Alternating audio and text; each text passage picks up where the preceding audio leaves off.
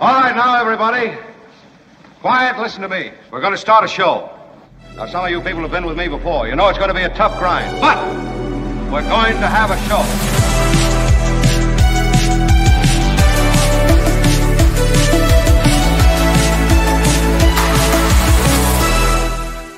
Oh, thank you, everyone. My gosh, I am overwhelmed by your recorded applause. It is so warming of my heart.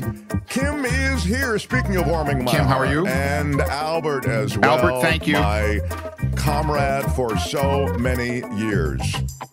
Well, I don't need to tell you, but I'm going to tell you. It is pouring rain and it is snowing to beat the band in many parts of America. I know. We come to you live from a place called California. Libby, Libville, those libs. With their free this and free that, giving away everything. Well, I'll tell you, it has been quite the, thus far, biblical rain that has hit California. There is more to come. And I might mention that there is quite the snowstorm going in the east. And in Oregon, look at that. David Bowman says, getting our first snowfall of the season in Portland. Yeah. So wherever you join us, we love that you do join us. We're on from 2 to 4 in the east, 11 to 1 in the west, and all over the world. We are live, baby. Let's get it on. I am so excited that Anthony Davis joins us today, my favorite Britisher. Also, my favorite now defense attorney, former federal prosecutor, David Katz joins us in the second hour. And if ever there was a time in America where you felt as though you needed a lawyer with you at all times, it was now. This is this is just to understand what's happening. You need a lawyer. I'm not even talking about you personally needing a lawyer, but it's pretty crazy that even those who want to stay clear of politics are drawn into politics one way or another. Here's an interesting, this is from Nullifidian, some birthdays, and he lists a bunch of birthdays. I feel like this is this might be a Will Albert know it also. I don't know some of the people on this list. You can tell me who, let me see. Birthdays for today, for the people who are just listening and not seeing it, people who listen on the podcast. Peter Gabriel, Kim Novak, Randy Moss, Chuck Yeager, Thomas Malthus, Jerry Springer, Tennessee Ernie Ford, Elaine Pagels, Peter Tork, Stockard Channing, and Bess Truman. Now, that must be Bess Truman. Now, Albert. I think I'm only 2. This is Will Albert Know It. We like to pick maybe names or some kind of cultural reference from an era that is before Albert was on the scene to see if he can pick it up. Again, we've got a lot to do in the show today, but this just jumped out at me. Now, because Albert, I don't know some of these people. A resident millennial, right? Yeah, he's a resident millennial. Now, I say no, he won't know what part of entertainment Tennessee Ernie Ford is from. I say that Albert will not know that. What do you think, Kim? Well, considering I also don't know, I'm going to go with he will not know it. Yeah, I'm guessing. Albert, right, you don't know Tennessee Ernie Ford, right? I think I'm only familiar with 2. I think like maybe 2.5 on this list. Okay. Google it. I think he was a recording artist at Tennessee Ernie Ford. Like a bluegrass kind of guy? Is that like right? a country singer. Right. All right. I mean, that's what I would guess with the Tennessee in front of his name. I don't know. Peter Tork, do you know that one, Albert? No. That he was one of the part of the Monkees, the band the Monkees. Chuck Yeager, do you know Chuck Yeager? I'm assuming all these are musicians. No, Chuck Yeager was an astronaut. He was like okay, well, yeah, no. Here's one that I think Albert will know it. Randy Moss. Do you know him? Of course. Yeah. All right. Second greatest wide receiver of all time. Thank you. Rice. Very, very well done. So, all right. For those of you who know that list and those who don't, we move on anyway. The Mark Thompson Show. If you have a Tesla, it is possible you will have it vandalized, or otherwise there will be messages potentially left on your Tesla. This is what's happening in parts of the country. In Arcata, there is more than one. They have 4 Tesla owners in the city that have contacted the police department since last week about written threats of vandalism left on their car. It's nice that they've gotten a warning. I mean, those are nice vandals, right? Vandals are like, hey, listen. Well, we might be vandalizing your car. So that's just, not the way we're going to give you some notice. That's not the way they put it, though. They said, no Nazis in America. Tesla owners trade or sell before February 12th. And that is open season after that. Well, that's not cool. I mean, who thought that, driving your car was like driving your brand? I mean, It's just crazy. Like all of a sudden I have to worry about, But I understand it. Most people bought Teslas before they knew that, Musk was the new oligarch of America. So that's not really fair. Exactly. I mean, he was always hateful, but this is truly on another level. A group calling itself SANE, Students Against Nazi Extremism, claimed responsibility for the threats in documents mailed to police officers. This is happening in 4 California cities that they say that they are targeting. I mean, Monterey County, sweet Monterey County, there in beautiful central part of the California coast. 13 Tesla cars had threats left on the windshield. Anyway, just a note that times are changing in California and also in America, if you hadn't noticed. And that is one of the things that's happening. So watch your Tesla. Watch your Tesla. And by the way, it's great fun being the owner of the company because Elon Musk gets a $400 million order for armored trucks.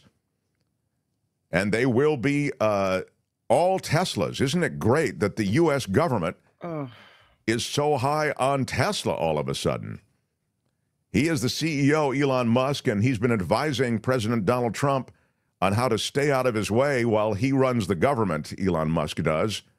And he is getting a lucrative contract to supply armored versions of the Cybertruck pickup to the State Department.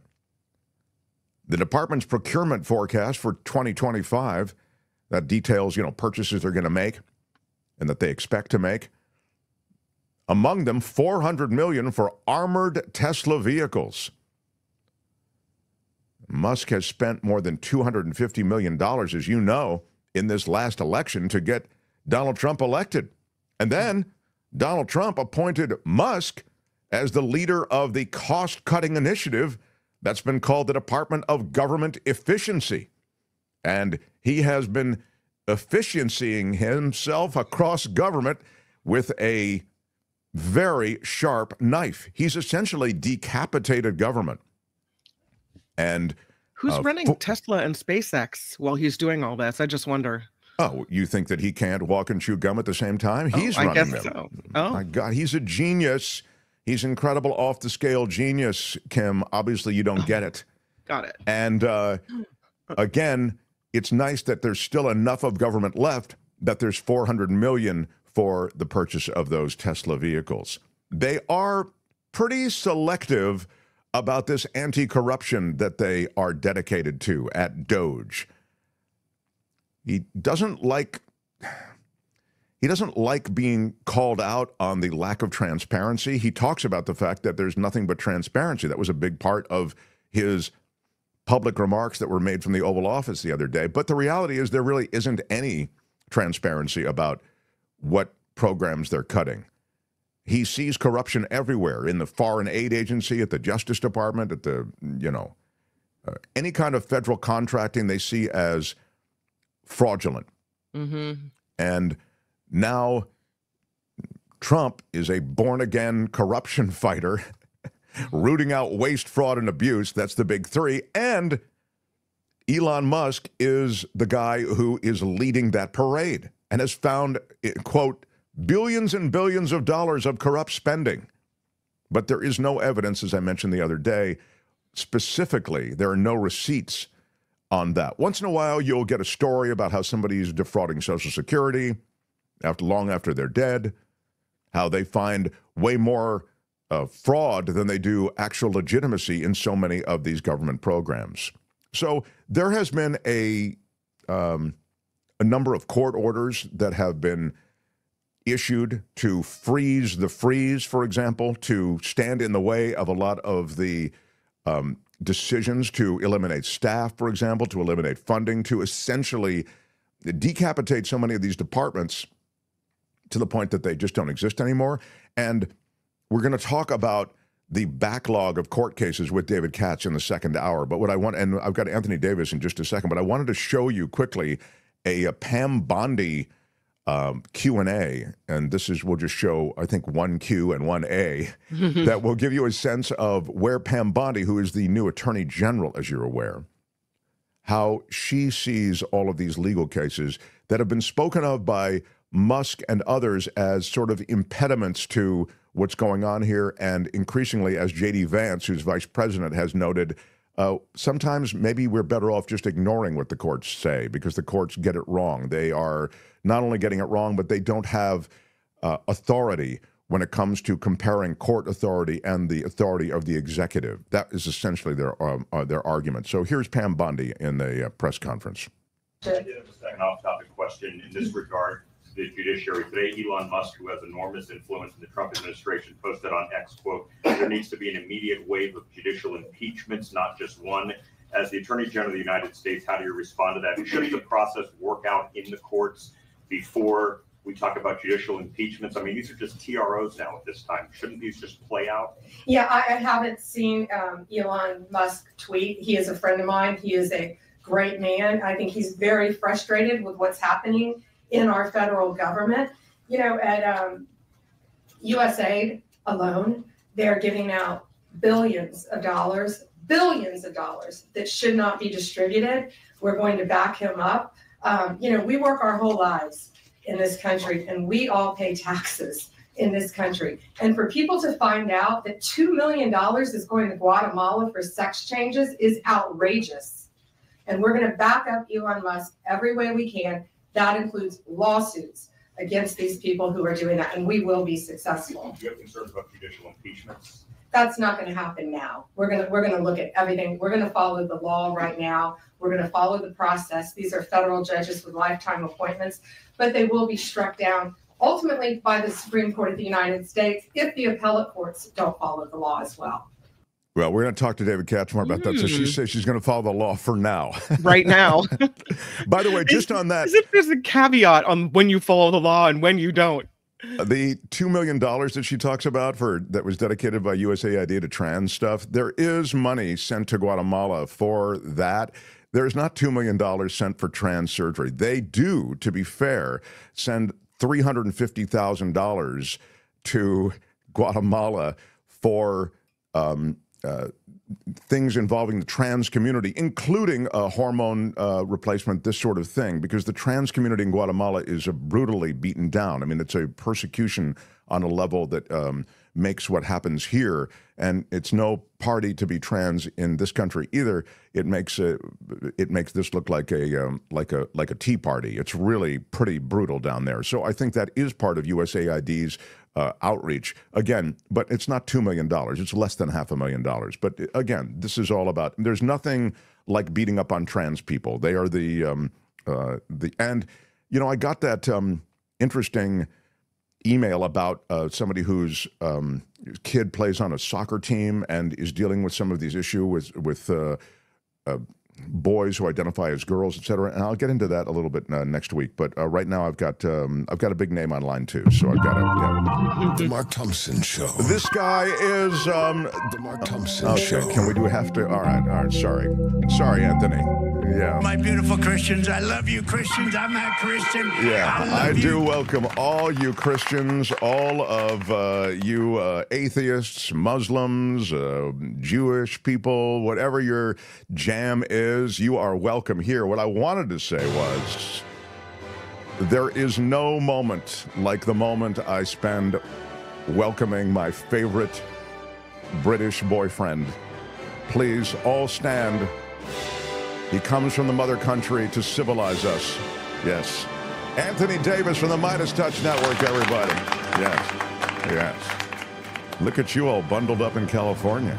Well, it's very cold and very wet, and it's not what it said in the brochure. So I'm a little disappointed. You come from a cold, wet country, don't you? I do, and the whole point of relocating was not to for get this. away from that? I see. Yeah. The part of American society and culture that you like, what would you say leads that list? Informality. That's been one of the biggest culture shocks, is the informality. Because not that we're completely formal, and it's not like, the tea drinking and as some Americans think British people are like. But, we like to get in line. And I suppose the informality, I haven't owned a suit in nearly a decade.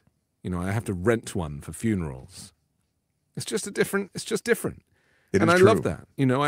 And then surveillance is the other thing, because in London especially, I think there's 3,000 cameras. There might be more now. And you're literally surveilled wherever you go. Now, for those of us who don't break the law, it's not a problem, and they actually use it. I suppose it's better in a way because the police don't carry firearms, and so they tend to solve all their crimes by just looking at the CCTV. They don't even bother chasing people anymore. Well, doesn't that? But then the interdiction in the crime world is not. You can't stop a crime in progress if you're just going to wait till later and check it out on CCTV. But they can get the video almost next day, if not within a few hours. I see. And so they tend to just go and knock on someone's door and go, we've got the video. It's on tape, mate. Sure. And so that's how they solve crimes. But, you never really see police giving chase. So, I see. And famously, a British police officer is very short and fat. It's that kind of the traditional, they're not designed to run. Do they still call them constables? Constables and bobbies is the word that I like. But so those are in answer to your question, the cameras and the freedom, The cameras, by the way, were born out of IRA bombings in London, and isn't that right? I mean, they began that sort of surveillance in a more aggressive way as a way to track down so much terrorism around IRA. I feel like that was part of their history. Wrong or right? Wrong. Yeah. Okay. Wrong. Okay. It's okay. I mean, the IRA, the Irish Republic Army. Look, when I was a kid and I worked in department stores, like my first job when I was 18, I remember we would have a kind of traffic light system up high in the department store where the customers couldn't really see it. And we would have to learn the combination of lights that required us to search for a bomb. And that used to be a regular occurrence. Be like, oh, it's Friday bomb check. In fact, that's it. Once a week, we did the bomb check. So they would make a coded announcement, and all of us who worked in the department store floor, I worked in the toy department, we would have to go looking through stuffy toys to feel if there was because these bombs were like the size of a cassette, an old-fashioned audio cassette, and it was weird times, being kind of under threat from the IRA in that way. But no, the surveillance came a little bit later. I see. Okay. Well, I am glad you're here. This is a fast-breaking sort of news cycle these days. They really have, the incoming administration, adhered to the Steve Bannon flood the zone policy. They have kept the media so busy that it's almost impossible to keep up with what's going on. But I would say the other thing that's happening is the complete obedience of the GOP to MAGA Nation, to Trump and Musk.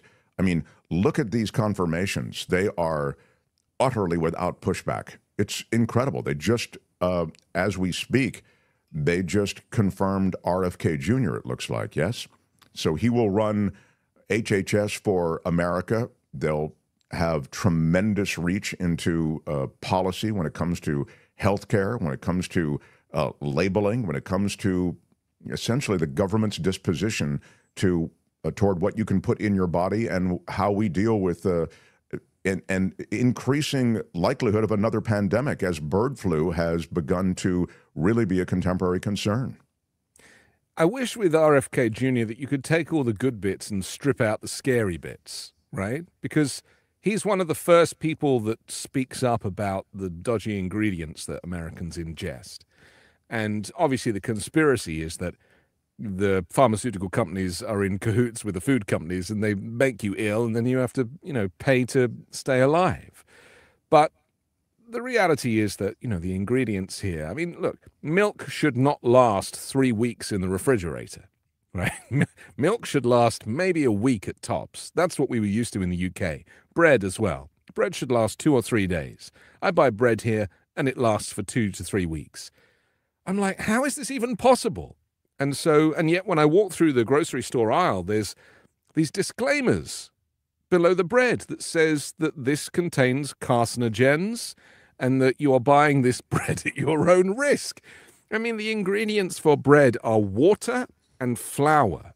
That is basically how you make bread. And yet here, the bread has got 100 ingredients, including xanthium gum and all sorts of things. So, at least he is speaking up for that stuff. But then there's the other stuff, which is, of course, the anti-vax stuff.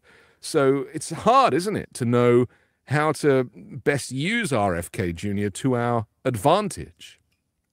Don't undersell xanthium gum, which can be just a wonderful thing sprinkled on a cappuccino. Delicious. But let me mention, at the same time that you do point to the vax problem, that there has now been an outbreak of measles in Texas among a community of anti-vaxxers, people who didn't want to even get their kids vaccinated for measles. Now, measles is, again, forgotten as the awful illness that it is because of vaccines having pretty well vanquished it to this point. And, the MMR jab is the combined jab, right? That's the measles, mumps, and rubella. And we give it to our kids. I gave it to both my kids when they are, I think, how old are they when they get it? Like 6 months old or something like that. And, there's no side effects particularly. You just don't get measles, you don't get mumps, you don't get rubella. I remember having mumps as a kid. You remember having mumps? Yes, I did. The cheeks expand like a I remember chipmunk. the glands. The glands and the pain. And you feel so ill. And that was the thing. And when I was a kid, we didn't have a mumps vaccine, but we do now. And so, look, RFK Jr. needed to make a living. He used to be an environmental lawyer. It's funny, isn't it? And then he moved into finding, and I think it's the same with a lot of these conspiracy theorists, is that they need to make a living. We need to remember that people need to put food on the table. And so what they tend to do is they say something, and if it gets traction, they're like, oh, well, there's my living. So they go down that road and they continue. And with some people like him, because of course he was a drug addict and various other things, before long, they've got a situation on their hands. So look, people like him and people like Pete Hegseth and certainly Kash Patel should be nowhere near the federal government. They're just not the right people. And there's been all of this abusive rhetoric about kind of career politicians or federal workers. They're brilliant, these people. I mean, who wants to do these jobs? You've got people that want to do these jobs. This total lack of expertise is what seems to be overwhelming this new regime, where people who, even Pam Bondi in the clip you just played, the way she talks, she doesn't talk like an attorney general. She doesn't really seem to know the law. And yesterday, she spent, not to interrupt, but she spent like 30 seconds just lavishing praise on Elon Musk. Right. I mean, it was, we're good friends and he's so very smart and he, what he's doing is so very important. It's just blind loyalty. There is no expertise with any of these people. And this is all part of the plan. This was written into Project 2025. None of this is a surprise to me. But my fear is for those families in Texas whose kids have measles, this is a problem. And as you say, if there is an epidemic or a pandemic in our future, then they've actually stopped HHS and the CDC from making any public announcements.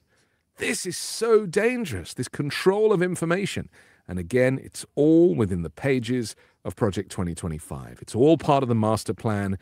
I am not surprised, and any media organization that treats it like it's new intel, they're not really doing their job. You're so right. I mean, this is really almost to a letter what was foretold in the 2025 document. So you have, I'm going to get to Ukraine in a second. I just want to kind of get back to Musk, because it seems as though Musk and Trump, while both in charge, have different agendas, and they both serve each other. I suggest Trump might be the distraction agenda, but also very dangerous. Please don't mistake what I'm saying. I mean, some stuff doesn't matter, like Gulf of America, Gulf of Mexico. I mean, it's stupid, but it doesn't. But the flex associated with the military, with getting involved in the Middle East, with going after our allies, Canada, Mexico, the tariffs, the trade wars, these are flexes on the part of Trump that can be dangerous and wildly destabilizing, but they are distinctly different than the Musk agenda. Could you speak to that? Well, Donald Trump is the lead singer of the band, but he doesn't write any of the songs. He doesn't write the material. He just is the front man. So, you know, there are two kind of separate versions of governance here. You've got Trump doing his showmanship stuff, which includes changing the name of the Gulf of Mexico to the Gulf of America. They've only done that because it's a little bit racist, and they can get away with it, you know? Paper straws, getting rid of those and replacing plastic. I mean, what he said about that yesterday was so offensive. I don't think there are any whales swimming, munching their way through the ocean who are going to have a problem with this, he said. I mean, you know, he's obsessed with sharks, so I'm surprised he didn't get onto sharks. But this, you know, what a way to talk. But the things that he's talking about are quite benign in amongst the bigger picture. They just piss people off, or they're kind of short-term climate change things or environmental things. But ultimately, we have bigger fish to fry, if you'd pardon the expression right now. Then you have Elon Musk, who, in my opinion, is running the show. I don't think Trump invited Musk. I think Trump works for Musk. There's a quid pro quo going on here. Musk helped him get elected. So Trump is the front man, but he does not write the songs. Elon Musk, meanwhile, has the connections with Peter Thiel and J.D. Vance. They're all part of this kind of tech broligarch movement where they have another plan for America, deconstructing the administrative state and replacing all of these positions, these senior positions, with loyalists, and basically creating their own version of America. And it's going to look and feel very, very different. And Musk is the driving force of this. You know, the thing is, these people, they go on podcasts and they write blogs and they say things over a period of years that really are the hints and the clues as to what their true intentions are. And there's enough of that material out now for some very good investigators to have pieced the jigsaws together. And we've basically worked out, and you saw it in the Oval Office with Musk and his kid X, who I referred to as a human shield. I don't really like to use that phrase, but Musk is obsessed with the fear that he is going to be assassinated and has a much larger security detail than even Donald Trump, it seems. But literally having his kid on his shoulders and using him in that way, I just thought was awful. And so you saw the power play. You saw how Musk, who didn't even dress up for the occasion, held court. Some investigators counted how many words Musk said versus Trump. Musk said about 3,000 words. Trump said about 2,000 words. And really, Musk has the controlling stake of this government. And you know, this is the sad, sorry state of affairs right now. You know, and I don't even believe when people say, well, Republicans never voted for this. Yes, they did. This stuff was all on the agenda. People like us were calling it out and warning people. But Donald Trump, in my opinion, he just scraped through. There was just enough of a push to get him over the line. He only won by 1.47% or something. And so he doesn't have the mandate. There was a scene in that Oval Office moment where Elon Musk used the mandate as the excuse for the work that he's doing. And we've heard this from the press room as well. This is not a mandate. There's 240 million eligible voters in America. and Trump only got 77 million votes? It's because he carried all the swing states that he claims the mandate. To me, that connective tissue is clear. I think they were sweating the swing states. Maybe they shouldn't have been. Seems as though there might have been some other things going on besides one person, one vote. You know how I feel about voter suppression and even the reach of technology on the part of Musk into those outcomes. But let's put that aside for now. They carried the swing states, and I think that's what he feels gives him a mandate. Regardless, even if he didn't or there was some mix, if he were to carry the Electoral College, he would still consider it a mandate. He would say he had a mandate even if he did, he didn't, whatever, and he doesn't. Okay, we know that he doesn't. He won this plurality, but as you've, I think, well articulated, it just leaves him short. Nonetheless, we've really got a billionaire running amok in the federal government illegally. I mean, without any kind of clearance for his minions, for the people who are backing him up, these 18 to 26-year-olds who are all in that, you know, they're wannabe broligarchs, you know, and they're in doing whatever. I mean, it's incredible to me that people in, you know, who spent decades in government service are having to have a Q&A with a 19-year-old who's evaluating whether or not they should be able to continue working for the federal government. It's an outrage. And yet it continues because Musk has been elevated. And as I say, see my first comments, the GOP has been cowed. There are no strictures at all on this guy. If we back up a bit, we do have a problem, and that is that the federal government is bloated. So when people know that, this kind of gives them the excuse to move in. But if you look at what Elon Musk has been posting on the Doge account on X, he's supposedly listing all the fraud they've found. There is a legitimate explanation for everything. I mean, he claims that he discovered these caves where, you know, if you want to retire from the federal government, you can't do it until they take the elevator down and go into the cave to drop off a manila envelope. Right. I mean, that's not been a secret. He didn't discover that. People have known that for decades. It's just part of the system. But so that's that where proves, they just to be pure about that, to run that out. That's where they store the files on those who want to retire or have retired and left government. They all have to live somewhere, and those files have lived in this.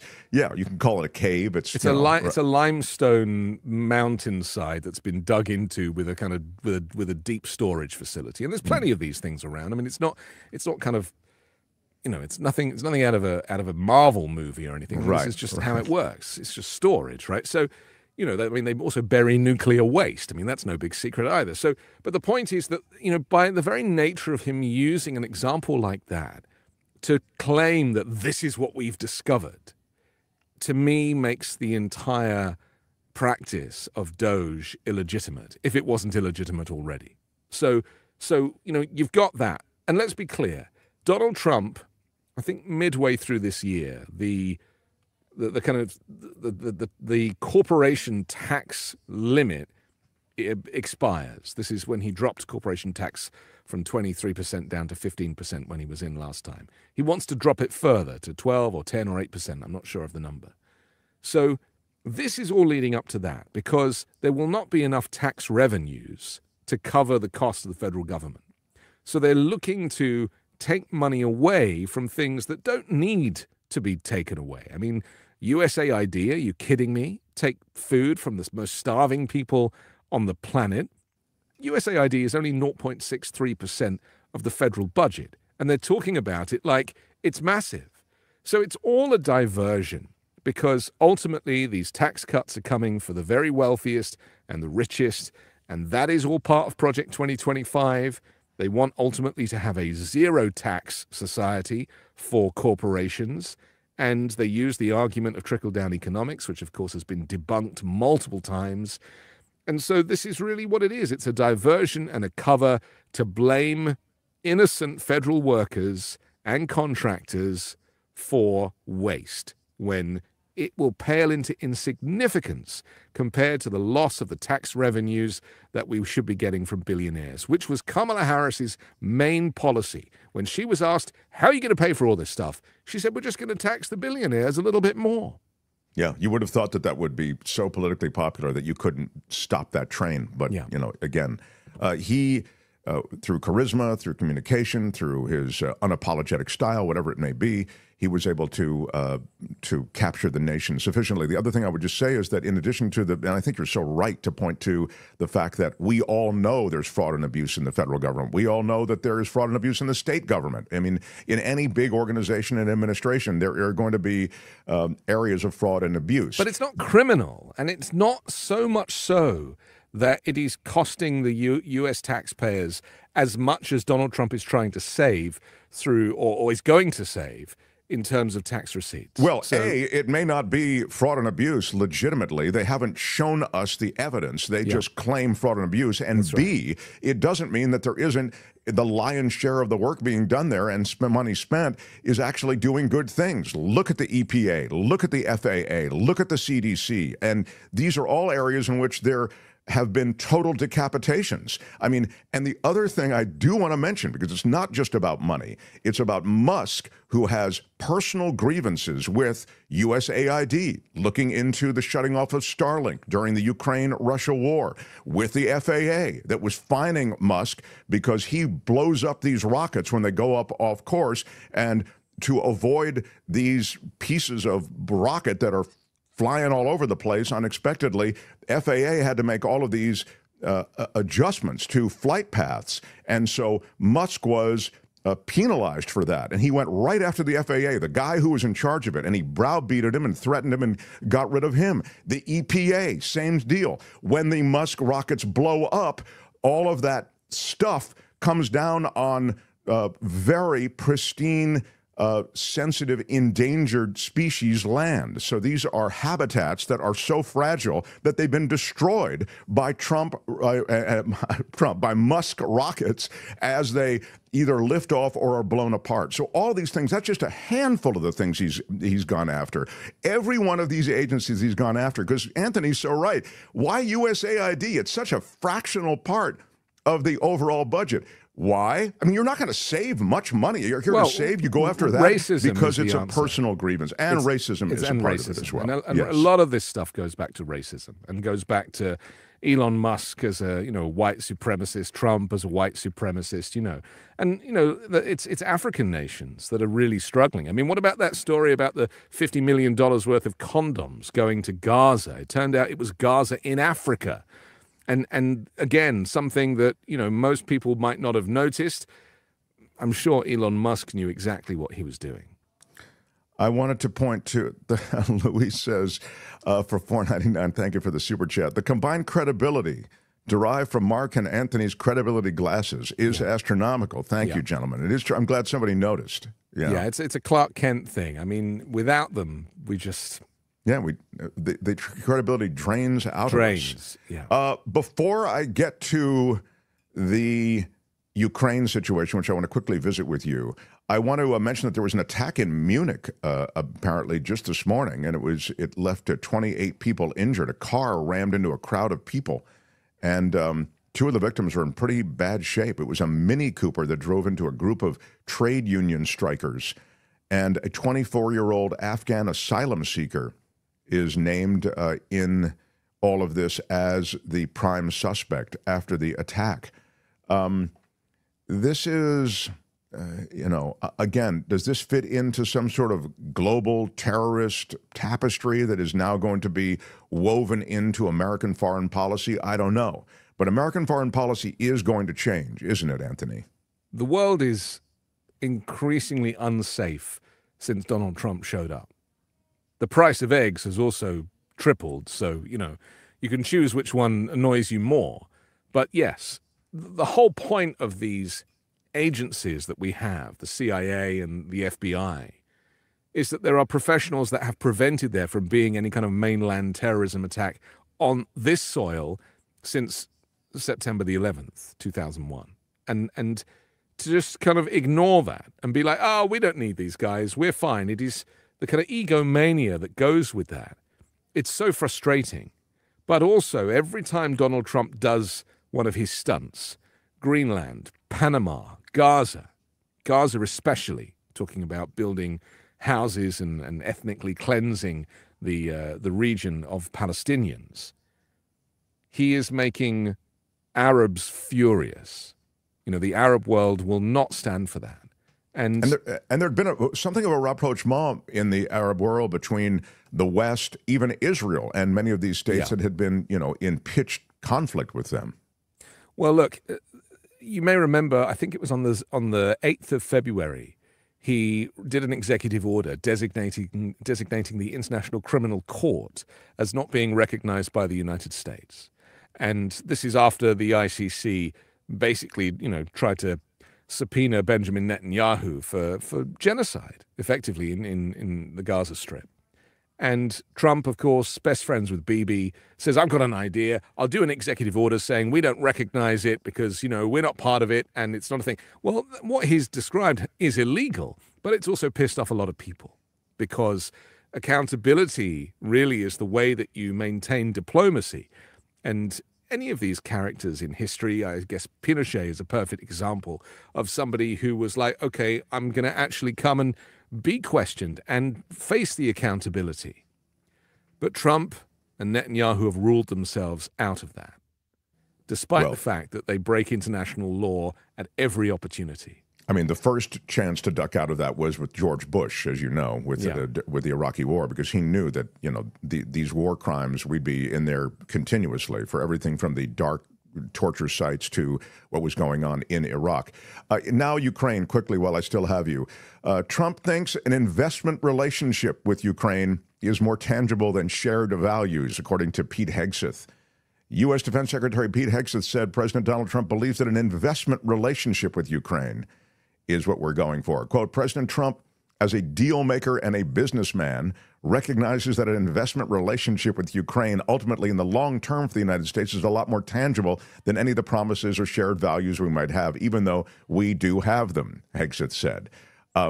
They've repeatedly expressed interest, as you know, have the top Trump officials in the world of rare earth minerals that are in Ukraine. And to be fair, Zelensky has kind of tried to play that card like, hey, we got stuff here that may be of value to you, to sort of try to get them to pay more attention to Ukraine.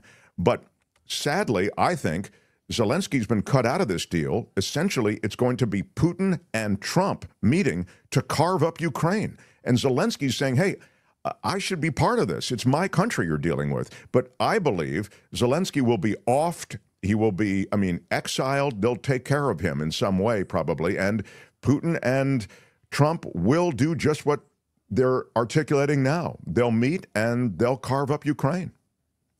Donald Trump is not a diplomat. He's a failed realtor, right? So he sees everything in terms of a transactional real estate deal. It's all he knows. He's never taken an interest in anything else. It's just about money.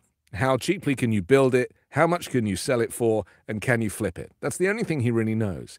Considering that he calls himself like a master builder, he hasn't built anything. It was infrastructure week every week during his last presidency, and they didn't build a single road or bridge. The only thing they built was a few miles of wall on the southern border, which is very easy to climb over, and some of it has been pulled down. So, you know, he is all talk. Really, there's no substance to anything that he does. And that's why I believe that the Gaza, the threat of, you know, developing Gaza it's just a distraction. There's no truth to it. You wouldn't even know where to start with that place. But when it comes to Ukraine, Donald Trump has always been on the side of Vladimir Putin. And if you go back to the Helsinki conference, where he stood next to him and he was asked the question, did you ask Mr. Putin if he interfered in the 2016 election? Yes, I asked him, and he said he didn't. And who should I believe, the man standing next to me or the U.S. security services who said he did? So that really was your, you know, on camera, that was your admission that he is on the side of Vladimir Putin. He's never said a bad word about him. Trump has never been held down on how he will solve in 24 hours the Ukraine situation. But it's been very clear to those of us who've read the Mueller report and understand about his relationship with Russia and the compromat and everything else, is that he's just going to do whatever Vladimir Putin wants. And when Pete Hegseth announced it yesterday, he was like reading it slowly, and I realized it was because the text must have been translated from Russian. And so it was quite a difficult read. It was like when you get instructions that have been written in China. And I was thinking to myself, wow, they are literally reading Kremlin propaganda word for word here. So yes, you're right. What is going to happen is he won't even invite, or Zelensky certainly won't show up to this meeting because he knows that he's been played. And Donald Trump is going to see it, is going to turn it into like a real estate thing and be like, oh, it's going to be fine because there's going to be a beautiful tower there. And he will, I mean, my guess is that he's going to annex the Donbass and give that to Vladimir Putin so that he can call that Russia, as was done with Crimea. And so, you know, we are in a situation, aren't we? Because he is saying, look, nothing to do with us. He even said, I heard him say a couple of days ago, that it was this is a difficult war and Ukraine really shouldn't have got into it in the first place. And I was like, did I just hear that right? But this is what they do. They just rewrite the narrative and hope that people are going to buy it because no one's going to check. No one checks. No one pays attention. You know, this is what they did in Yalta, the post-World War II carve-up of Europe. It was FDR, Churchill, etc. And they carved it up. You know, after the war, it's just the victors dictate the spoils. And to be fair to Ukraine, they're not the losers here. In other words, the Russians aren't the victors, but when you have the U.S., really the sole sponsor of Ukraine, pulling out and saying, you guys will settle this right now, and by the way, you guys won't be at the table, I'll settle it with the guys who attacked you. I mean, you know, the end is pretty easy to calculate. Depressed Canadian says, this is a grotesque shakedown. Trump is burning down NATO and Europe for the insurance money. NATO will cease to be part of the U.S. constellation of allies. We're key in that alliance, and that was foretold also in Project 2025, right? Absolutely. I mean, we have to, you know, they're going to have to redraw the world map. I mean, they've already redrawn the Gulf of Mexico as the Gulf of America. And it made me very sad to hear that Google and Apple joined in with that, you know, and just agreed to change their maps. So it's just too sad. But, you know, this is commerce and this is capitalism and this is corruption. This is how it goes. But, yes, the way that the allies, because Trump has always said, and this goes back to Project 2025, why would you want to be enemies with these foes of America? Why should North Korea be our enemy? Why can't we just be friends with them?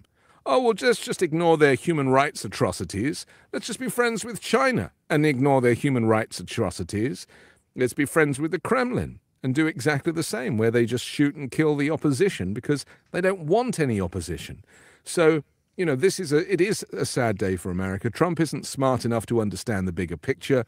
He just thinks that his instinct for people and the way people love him, and he can read people, and, you know, he's got the swagger and he can give an Elton John CD to Kim Jong-un and that changes everything. I mean, he is nuts, and we spend way too much time trying to analyze insanity. People like him should be nowhere near the presidency. He shouldn't even be the president of a golf club because he cheats. Finally, it looks like the U.S. is getting this prisoner exchange going with, just speaking of Russia, the Russian cryptocurrency kingpin. His name is Alexander Vinnik. It was a prisoner exchange with Moscow that brought home Mark Vogel, the American teacher. Now, Trump is saying it's no exchange. I got Vogel and they didn't, you know, I didn't have to give up anything. But as it turns out, Vinnik, who is a cyber criminal convicted on money laundering charges, I mean, he's like a, you know, he's Muskian in a sense in this world of crypto. He was arrested in Greece at the request of the U.S., and it's believed he was responsible for laundering around $4 billion. And the U.S. had him, and now they're going to let him return to Russia, and we get Mark Vogel back. So Again, the back and forth between these two countries is something we're used to because Putin is the best friend of Trump. Some might say that Trump is the client of Putin. Well, Putin's been playing him recently, remember, because Trump was like, I know Vladimir very well, and I'll get this deal done in 24 hours, even before I move into the White House. But Putin wouldn't take his call. Putin's been playing, he's been kind of laying low for the last 4 weeks on purpose, so that Trump then has to be like, oh, well, what am I going to do? So Trump has been played by Putin. Putin knows what he's doing. The guy's a former KGB agent. Sure. Trump's a former reality TV show host who never fired anyone unless it was on the script. So this is what we're dealing with. Everybody is smarter than Trump, and everybody knows how to play him. And it's very frustrating. Just a very quick aside. I watched a video of Trump meeting Prince William. I get a bit confused as to who the royal family is these days. And as you know, there are certain protocols with shaking hands members of the royal family. And Trump shows up, and Prince William's standing like in the hallway, and Trump doesn't walk over to him and shake his hand. Trump sees him, smiles, and stops, and makes Prince William walk over to him. And that, I was like, whoa, this is power play. Yeah. These are the little things you need to watch for, to see how the narcissism, the egomania, the megalomania, all of this stuff manifests itself. And it's worth watching that video because it is a clear moment of control. And that's what Trump specializes in. That's the only thing he can do is behave in a way that it's a very famous play by malignant narcissists. If anyone listening has been in a relationship with a malignant narcissist, that type of behavior is how they do it. And it makes you feel like you're going mad. Well, we've seen him shove the other G20 leaders aside so he could be in front. I mean, he really is, and he's a big man, you know what I mean, physically of big stature. So he's able to kind of lean into all of these situations. So there's a physical aspect to it. It's really wild. But the key here, and I'd love to keep following the bouncing ball with you, is Musk. I think the dismantling of the U.S. government is an incredibly scary thing. I think the confirmation of Kash Patel is extraordinarily scary. I mean, it may make RFK Jr., I don't know, it's such a rogues gallery. I mean, I don't know who's most dangerous. It may depend on the hour. Well, look at national security. Yeah. She was on the side of the Syrians. Yeah. I mean, this is a problem that it hasn't yet presented itself, but it will. And so at the moment, for a lot of people, these are just names and these are just celebrities. But wait till something actually happens. Wait till there is a threat or a terrorist event or a pandemic or something that requires expertise. It is going to be exactly the same as those awful press conferences where he said, drink bleach and shine a light inside the body, where everybody, including Fauci and Birx and everyone, has got their head in their hands, and 600,000 people die unnecessarily. Yeah. There was a moment like that when he made the announcement about Gaza, remember? Yeah. His chief of staff was like, oh, my God, with the roll of the eyes. Yeah. I'd like to introduce a new tagline, the great kleptocracy, says Dennis. Broadcasted far and wide. The swamp is not being drained. It's going global. Yeah. And maybe we should finally say that this is not a partisan thing. This is not you and I being kind of soft liberals. This applies to everybody. I've always wanted Republicans and conservatives to be well represented by someone who's gonna stand up for their views and not kill them. This is it's about being a president for all people.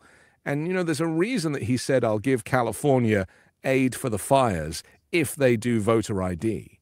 Is because he knows that if they suppress the vote in California, he might be able to win that state as well. Yeah, I think that's exactly right. And it's true also that we both agree that some traditionally thought of liberal policies can overreach. So it's not as though it's a liberal conservative thing always on the side of the libs. That's just not true. Uncle Scrooge, crime will rise as the president will not follow the law. The citizens will not either. That's interesting. I mean, I don't know. I mean, there can be a kind of unspooling of society if at the top you see that there's just sort of an anarchical or monarchical kind of disregard for law. Maybe. Love Anthony Davis, says Chantal. Me too. Anthony Davis, you can find him on the Midas Touch Network. How to Stop Trump, asked Gordon. You have a quick thought on the way out, how to stop Trump, Anthony Davis? Only 77 million people voted, 240 eligible voters. Voter suppression, preventing people from getting their vote, or people not able to afford to vote because the voter suppression requires them to have certain ID that is unaffordable. So what I would do is I would get the Democrats to focus on getting everybody registered and everybody voting, because Trump is in the minority provided everybody votes. And knowing and educating people about the voter suppression that just nudged Trump over the line. It didn't take much. Only, half a percentage point is all he needed in voter suppression. So if everybody actually voted with their feet and they were paid, given the money to get passports or to get real IDs or to get birth certificates, because, those things are expensive. And start now and find a leader. That's what we need. We need leadership. You're saying the Democrats need, or the opposition party needs a charismatic figure, somebody who comes across well and messages well. Yeah. You need someone to counter Trump at every opportunity. For my money, it's a combination of Gavin Newsom and Jasmine Crockett. Yeah.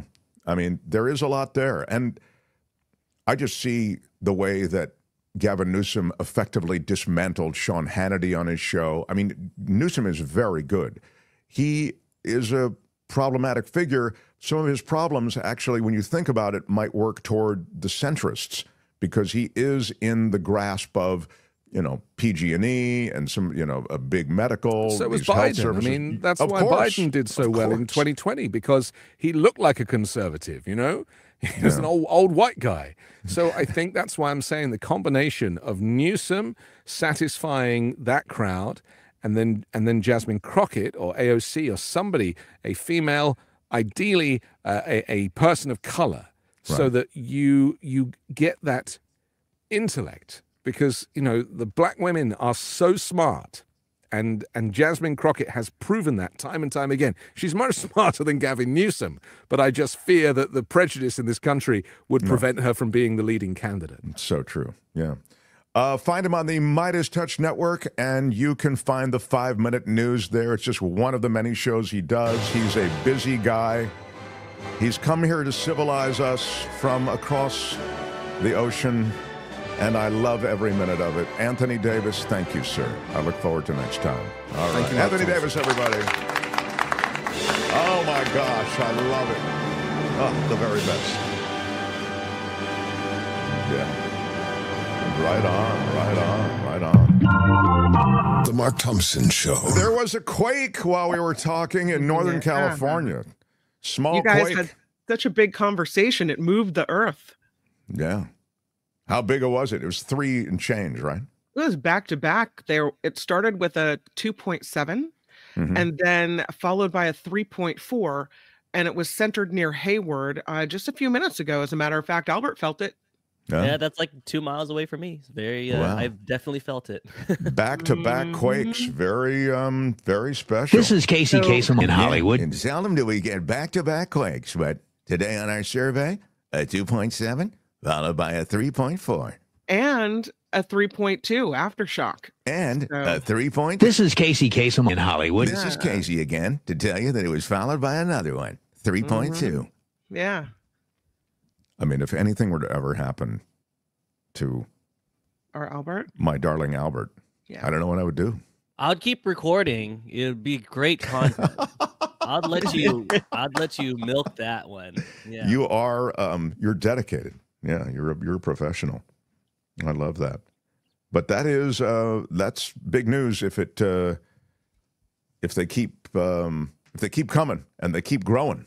That's bad. Thing about quakes that's always struck me as particularly difficult. First of all, you don't know when they're coming. I guess that's the most difficult thing. But the other thing is that once they've arrived, I don't know whether that's a foreshock or that's it. You know, I mean, usually you get the movement of the earth, and then you get an aftershock. But then occasionally they'll go, oh, that's just the foreshock. You know, well, they say that 2.7 was a foreshock. There you then go. The 3.4 was the real deal, and the 3.2 was the aftershock. So we'll see how it goes. Yeah. You know what didn't happen though here in the Bay Area? Sometimes when an earthquake is coming, we get that shake app that, on your phone that says, Oh, yeah, "Hey, sure. earthquake Exactly. is a coming. Take your precautions." Albert, did you get the phone thing? I just got everybody texting me and everything no. blowing Yeah, up. that was not. The shake app fell flat today, I guess. That's I not have the too same. many What apps can you on my tell us phone. about the scene? What can you tell us, Albert? How bad was it? Did you get the shake? What can you tell us about the scene? Normally, the scene is preceded by that shake app. That was the strongest 3-4 I've ever felt, says Beth. Wow. Yeah. Well, there you have it. Beth has set the table for us. We will continue to watch it for you as California is full of snow and rain today. The rest of, I think, the East Coast and also the Midwest affected by a lot of bad weather. So all of that We stuff. can knock is, off a bingo or earthquake on that Yeah. bingo card that we have for. I was just talking about this last night with somebody who was saying we're overdue, but I mean, it's, It's scary here by the water too, by the coast. You never know what could happen. Oh, I see. Yeah. Well, I'm glad everybody's okay, and as I say, we'll watch it for you as we continue. We've got The Mark Thompson Show. David Katz still to come, and I'm happy to report that we have much to talk about, and David will lead us through the darkness. I had one thing I wanted to mention to you, but I also wanted to get to Kim's news. What to do? What to do. Very, very tough. I'm going to mention this to you, and then Kim can take us through a lot of what's happening in the world. All right, so here we go. The Mark Thompson Show. It was Friday night that Donald Trump fired the archivist of the United States. Oh, not the archivist. Well, you say that, and with a sense of mockery. But No. the reality is... I mean, it reminds me of the documents case. Does one thing have anything to do with the other? Yeah. That's exactly right. Yeah. The story didn't even move the meter. I didn't see it reported anywhere. And I was reading a blog, I guess, or post from somebody who works at the National Archives. I think doesn't work there anymore, but now posts this, so felt safe enough to post it. And they were talking about the fact that the National Archives is an important agency, and it's pretty big. I mean, I know it's just now come into the news cycle because of the documents cases Kim is talking about. But it holds billions of pages of government records, and for research, journalism, government transparency, all of that stuff sits there at the National Archives. And so it's a crucial part of holding government to account, right? When you get the Freedom of Information Act, it's supposed to now, they sometimes make you wait for a long time, but you can, where do you think that information is being stored? There, in the National Archives. So the archivist of the U.S. is a significant person in government. And of course, the archivist of the U.S. was in the middle of that whole thing with Trump, who jacked all of those documents, took them to Mar-a-Lago, kept them in bathrooms, ballrooms, the office, the closet, the bedroom. So the other thing that the office of the archivist does is administer to what? The Electoral College. They provide instructions on how to carry out Electoral College voting, to transmit the electors' votes. This all comes through the archives. And the Code of Federal Regulations, I'm just looking that's the official document that has all the regulations on all the federal agencies, the Federal Register, which is where the government gives notice of presidential actions, public meetings, any proposed changes to federal regulations. This is all there at the National Archives, and it's there before the public comment period on a lot of this stuff that has to do with proposed changes in federal regulations. So there's an important step that is oftentimes overlooked. They're responsible for administering the constitutional amendment process. Any proposed amendment from Congress would be transmitted to the states with various instructions.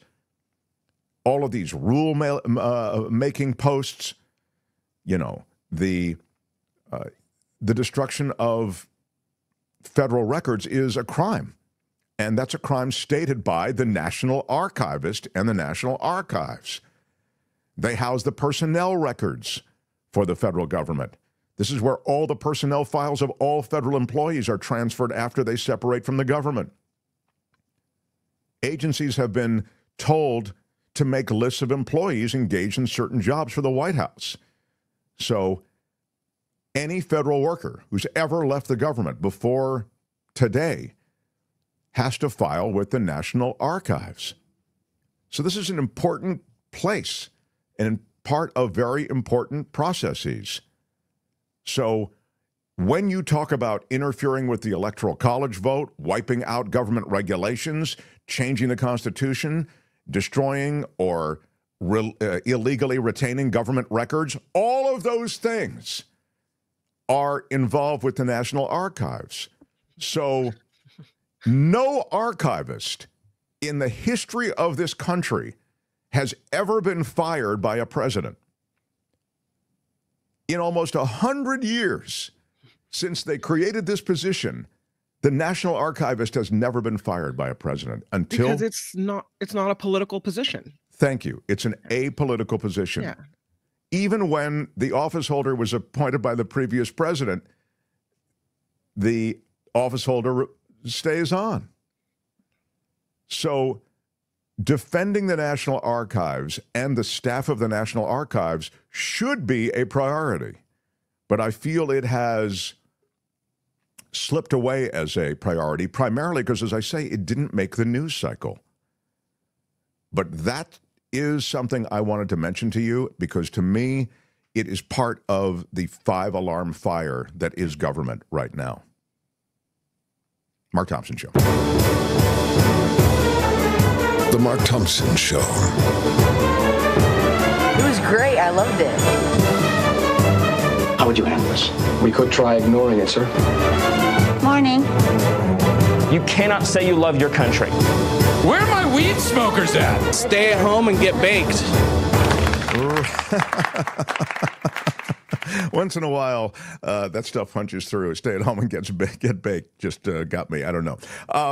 Great to have everybody here. Thank you. We're a live show. We do it for you every day, Monday through Friday, 2 to 4 in the East, 11 to 1 in the West. We hope you have a chance to join us from wherever you are. And those who want to support our work, Patreon and PayPal is the way you do it. We are so grateful to our audience and community that's come together around Patreon and PayPal. You guys keep us on the air. Without you, I was just talking about this morning, we would go away. So that's the reason we post everybody's name who's part of our Patreon and PayPal community at the end of every show, because you're responsible for every show being here. You can visit themarkthompsonshow.com. You can click Patreon or PayPal on that page at themarkthompsonshow.com. That'll take you right through, and you can be part of that community. Or if you're watching on YouTube, under every video is a link to Patreon and PayPal.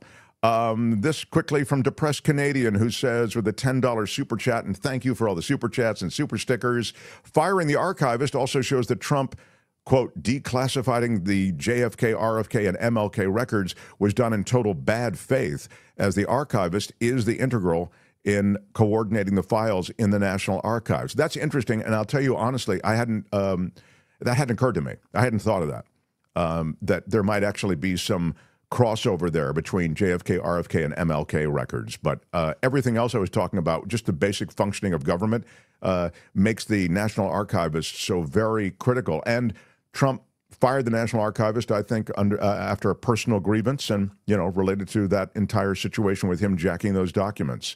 And the new Kennedy Center, Luis says, will be renamed the Robert E. Lee Center. It'll feature tributes to the WWE, Kid Rock, and Scott Baio. Event T-shirts by Kanye West. Yeah. Well, at least that new Kennedy Center run by Trump will get Steven Seagal that Kennedy Center honor that he so desperately needed. Yeah. Really something. Thank you for that, Luis. All right, I don't want to delay anymore. Although The Mark Thompson Show. I love delaying, but I don't like to delay before this guy. The former federal prosecutor is joining us. He knows so much about the law. In fact, I think he's one of the leading legal analysts in the English-speaking world. You hear him and see him on British television and radio. You also see him across the country here, New York, Chicago, News Nation, Fox News, into Los Angeles and San Francisco, television and radio as well, and New Zealand and Australia as well. How about it for the great David Katz? Yeah. Hi. Great Hello, to be sir. with you. So I've never in the history of my life, when I looked at government, needed a lawyer on a constant basis to ask, is this legal? Can they do that? Is that allowed? Is that unconstitutional? I almost don't know where to start. So let's just start first with these lawsuits. There are now so many lawsuits about the freeze on funding, the dismissal of so many people in government, and all of these different lawsuits, David, maybe you can speak to how they will proceed. Also, how government will proceed in view of the fact that there are lawsuits. In other words, do staffers still leave because they have been technically told to go home, or do they remain on the job? And then what is the legal process? It seems to me it could be years before some of this stuff is adjudicated. Well, a lot of those cases will be stayed, and a lot of the programs will be stayed by the courts. And so if there's a lot of delay, I don't think it will inure to Trump's benefit. I think it will inure to the benefit of the programs that will be allowed to come into play. I mean, the government is bureaucratic for a reason. It follows procedures for a reason. And to suddenly just, burn it all down, throw it all out, that's not the idea of the civil service. That's not the idea of these enduring agencies. And so you can change them. If you go to Congress, you can do certain things. But I'm not at all surprised that federal judges, whether appointed by Democrats, Republicans, whether nominated by Trump or by someone else, have stayed or delayed the enforcement. About the only one I can think of is the one in Boston, where that Judge O'Toole, after granting 2 stays, said he didn't have standing. And that's the buyout. The buyout may go sort of into effect, but I do think that I think there'll be another lawsuit saying it's unfunded. Where's the appropriated funds for this? And then I think a lot of the people who signed on to it, it's only less than 3% of the federal workforce that signed on to resign and supposedly get this windfall of 7 months' pay. I think when the 7 months' pay doesn't show up, or when they're jerked around and told they have to come into the office anyway or do certain things anyway during those 7 months, they'll say they were defrauded. They'll file a class action lawsuit, or their labor union will speak up for them. But apparently what happened is that this judge up in Boston said that they didn't have standing, which is mystifying to me because it seems like it was the labor unions that represented the government workers. If they don't have standing, who does? This wasn't somebody who wanted to see good government. That's normally the person who gets kicked out of court for standing. They say, look, the government's supposed to work this way, and I'm a citizen, I'm a taxpayer, I have a right to have the government work the way it's supposed to work. And they said, no, you don't have enough skin in the game. But you could say, well, the people who were willing to take the deal, that they didn't really have standing. But why wouldn't they have standing? Why wouldn't someone have standing on their behalf? Because it was very likely, Mark, that they were being defrauded, that they were getting a bait and switch from Trump and from Musk, and that the 7 months and the no work part of it wouldn't actually show up for them because Congress never appropriated or specifically approved getting paid 7. I was with the government. I don't remember any bill then or since that allowed these assistant U.S. attorneys that I was or that I go up against now to split and get 7 months pay. I don't think it's in the statute, Mark. I just don't think that's in the statute. I said it the second they came out with this. I said, there's no money. It hasn't been appropriated. It's ridiculous that it's the Twitter plan applied to the federal government, and don't do it because you'll never get your money because there is no money for it. So far, that's the only one that's gone largely Trump's way at the moment. And it may be that they can't appeal and get an order fast enough with this judge suddenly saying, I don't have standing. And he said that, I think, yesterday. And then at 7:00 p.m. yesterday, they closed the offer. And, having 3 people leave the government is not news. It's a total lack of breaking news. 5% of the people leave the government just on attrition. They retire or 3% leaving else. is not a big deal. But David, just to press the point, again, you're so right. Like, just from a purely logical standpoint, you'd think the union representing these government workers does have standing. But okay, let's say this judge says no. You just bring forward some of these individuals, and they do have standing, right? Right, and they could certainly sue on each one on his or her own behalf. The problem is, how do they fund such a lawsuit like that?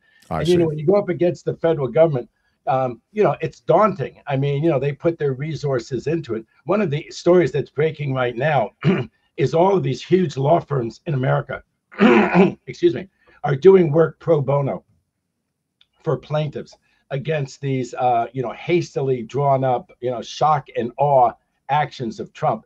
And of course, these law firms are very good. A lot of them are doing it pro bono. Musk is furious. So, you know, good things are always happening when Musk is furious. And he says, who are these law firms? Well, it turns out some of them are law firms that he's chosen in the past to represent Tesla. His main law firm that I can see is a firm called Quinn Emanuel. Quinn Emanuel. And I think that Musk's law firm, Quinn Emanuel, is really going to have trouble recruiting people. It's like how people brand you, Mark, because you drive a Tesla and you bought it before Musk was controversial. But all of these brilliant law students, they could go to any law firm they wanted to. They could go to my old law firm, Arnold and Porter, which is on the side of the plaintiffs in these lawsuits. And Wilmer Hale is another famous Washington, D.C. law firm. It was actually associated with Alejandro Mayorkas. I don't know if the DHS chief is going back there, but that's the law firm that he was from. So these major law firms are also trying to recruit people. And I think just about all of them will favor those law firms over Musk's law firm, this Quinn Emanuel. I just don't think. They used to have a billboard up at the airport that bragged about how all their adversaries were so scared of them. I don't know. All of their adversaries seem to manage to hire a bunch of law firms and fight Quinn Emanuel, even with their billboard and even with them representing Musk. The existence of Doge, David Katz, the Department of Government Efficiency, it's not an official department or division, but it has probably more power than any other agency or department in government. Its legality, is it being questioned at all? Can it be questioned? I mean, it's running amok. And as I was saying before, you have these, 19-year-olds going into the Department of the Treasury, essentially interviewing a bunch of people and asking them to justify their existence to Doge. And it puts all of these career civil servants in a very awkward position, but as I've said, a legally tenuous position. Is the existence of Doge legal or not? And how might that ever come to be adjudicated? Well, it's great that people are focusing on the fact that, we now have a co-president, Elon Musk. That's not the way the framers set up this country or since. And, most huge billionaires have stayed away from that because they've thought about the fact that things are great when your guy is in there, but your guy's not going to be in there forever. Musk is a relatively young man. He's going to face administrations over the rest of his career. So will SpaceX, so will X, so will Tesla. They'll face administrations that will not be Trump. And so most of your billionaires figure, you know what, you need to hedge your bets a little bit more than Musk is doing. I think Musk is risking his entire fortune. I think he's risking SpaceX and its missions. I think he's risking Tesla and X and all the things that he dreams of them doing by being so close. Look at this scene right here. I mean, it's maudlin, it's crazy, all of that. So, but I mean, it looks at what we're showing right now for those who are just listening is Musk holding his son there in the Oval Office. It's the clip that's been played, and we kind of broke it down for you here several times. But it really looks like an SNL sketch. I mean, if you were to see that on Saturday Night Live, you go, yeah, that's right. I mean, that Musk is really there, and he's holding his kid, and he's making these decisions. He's really addressing the press while Trump just kind of sits there stupidly. That's exactly what happened. It's real life. Well, for people who haven't seen it, some of the highlights are he starts wandering, this young kid, he starts wandering toward Trump, and Trump gives him that look like the things I have to put up with to kiss the ass of this multi-billionaire. Usually we see people kissing Trump's ass, but Trump gives that look like the things that I have to do to kiss Elon Musk's ass This little kid's about to jump on me. And the other great moment is when the kid picks his nose, which would be the SNL sketch. Yes. But the thing about Doge is that Doge is not a government agency. But, you know, and it's good that people have this image of like Musk going into these basement computers in the dark of night when no one else is around. That's not exactly what's happening. Musk's minions are going into these basements in the dark of night and maybe reading only the federal Treasury computers, maybe actually writing on them, maybe changing things, maybe screwing up people's lives by writing code on them that then stops, you know, the fear is Democrats from getting their Social Security check. We don't know what they're writing on there. But the way it's going to be upheld as legal at the end of the day is that the Treasury Department, there's a Treasury Secretary, this billionaire who wants to be Trump's, you know his name, Besant, something like that. Besant, He's yeah. allowing this. This Wall Street billionaire has nothing better to do in life than to stand there because he wants his cabinet post so bad and the prestige of it so bad that he allows Musk's minions to go in there. They're probationary employees. They have some status, you see, under government. They're given an entry thing. They're not coming in the dark of night through the window. They're coming in through the front door with a pass. It's something that says that they're deputized by the Treasury Secretary. And if you think about it, they could hire independent contractors in government. Now, one thing that's scary is these people have obviously not had FBI background checks, Mark. There's no time. Some of these people came in there. The January 20th, the day that of the inauguration, that very day, Trump signed an order giving these folks from Doge access. But see, now it's been ratified by these secretaries who've allowed them in there. All of it, though, without proper security clearances. And you know, what's going to happen is that Russia, China, all of the malign actors are loving this. You remember there was some gal who was a Chinese agent who went on Mar-a-Lago and just kind of wandered around and tried to look at these bathrooms or ballrooms where these Mar-a-Lago top secret documents were. Well, what would you do if you were Russian or Chinese or North Korean intelligence? What would you be doing from January 20th? When these kids pull this on their hard drive, you hack their hard drive. This is all getting hacked. None of it's secure. We've spent billions of dollars to keep these records secured. Now they're on these teenagers' hard drives. So it's not the illegality of the teenagers and young people, Musk's minions, as I call them, getting these approvals from Treasury Secretary, from the Labor Secretary, from these other secretaries to go in there and muck around with these top secret computers. It's that the security precautions after that have been terrible. And of course, the Republicans in the Senate are doing nothing about it. This blows my mind. You know, I was in AUSA in the Reagan administration. If there were two things you could count on the Republicans for, they were very upset if the Russians were trying to, you know, dominate the world. And they were very upset if people beat on police officers. And now you have the Trump doctrine. We pardoned 1,500 people, including many hundreds who beat on police officers on January 6th. And you just abdicate toward Russia. I mean, what Hegseth said, I know I'm not a political commentator, but it's disgraceful to take the main talking points that we would have had in the negotiations with Russia and Ukraine and to go to have this Hegseth guy, he's such a fool, to have him go over to Europe and say, well, Ukraine will never be in NATO. Ukraine will never be returned to its territorial borders before 2014. They won't do this. They won't do that. Basically, we're going to have a negotiation where we just beat up on the Ukrainians. They just lose. And Trump is hopefully going to get a Moscow Hilton out of it, a Moscow Trump out of it. Yeah, no, I mean, that's exactly right. I mean, but let me just go back to Musk for a second, because there is no transparency around what he wants. There is no background check that has been done, as you've suggested, for any of those people. These are, you know, wannabe tech bros, I guess, from 19 to 26 years of age. I don't mean to harp on that, but it does speak to how shallow their experience is. They don't have any experience in government or administration or management. They all come out of this world of coding. They've created apps. They've done, you know, they've created video games. Great, but that doesn't deputize you automatically to be able to speak to career civil servants who have highly skilled jobs as it relates to the Treasury Department, USAID, EPA, et cetera. It's remarkable. The CDC, what the hell is going on here? I mean, these are people who are worried about their families, their jobs, and they have given of themselves to this nation. I mean, I'm deeply troubled by this. And so when it comes to the legality of what they're doing, it sounds to me like there is it's sort of multifaceted. They've been given permission, is what you've just said, by Barrent or whatever, or Besant to get into these various areas. And so that lets them off the legal hook. And then, sadly, so much of our information that, as you say, we've spent so much money to try to, taxpayer money to try to wall off from hackers, now becomes vulnerable because they've taken so much of that out, and they've even put in back doors so that Trump and Musk can continue to monitor the Treasury on an ongoing basis, from what I'm understanding.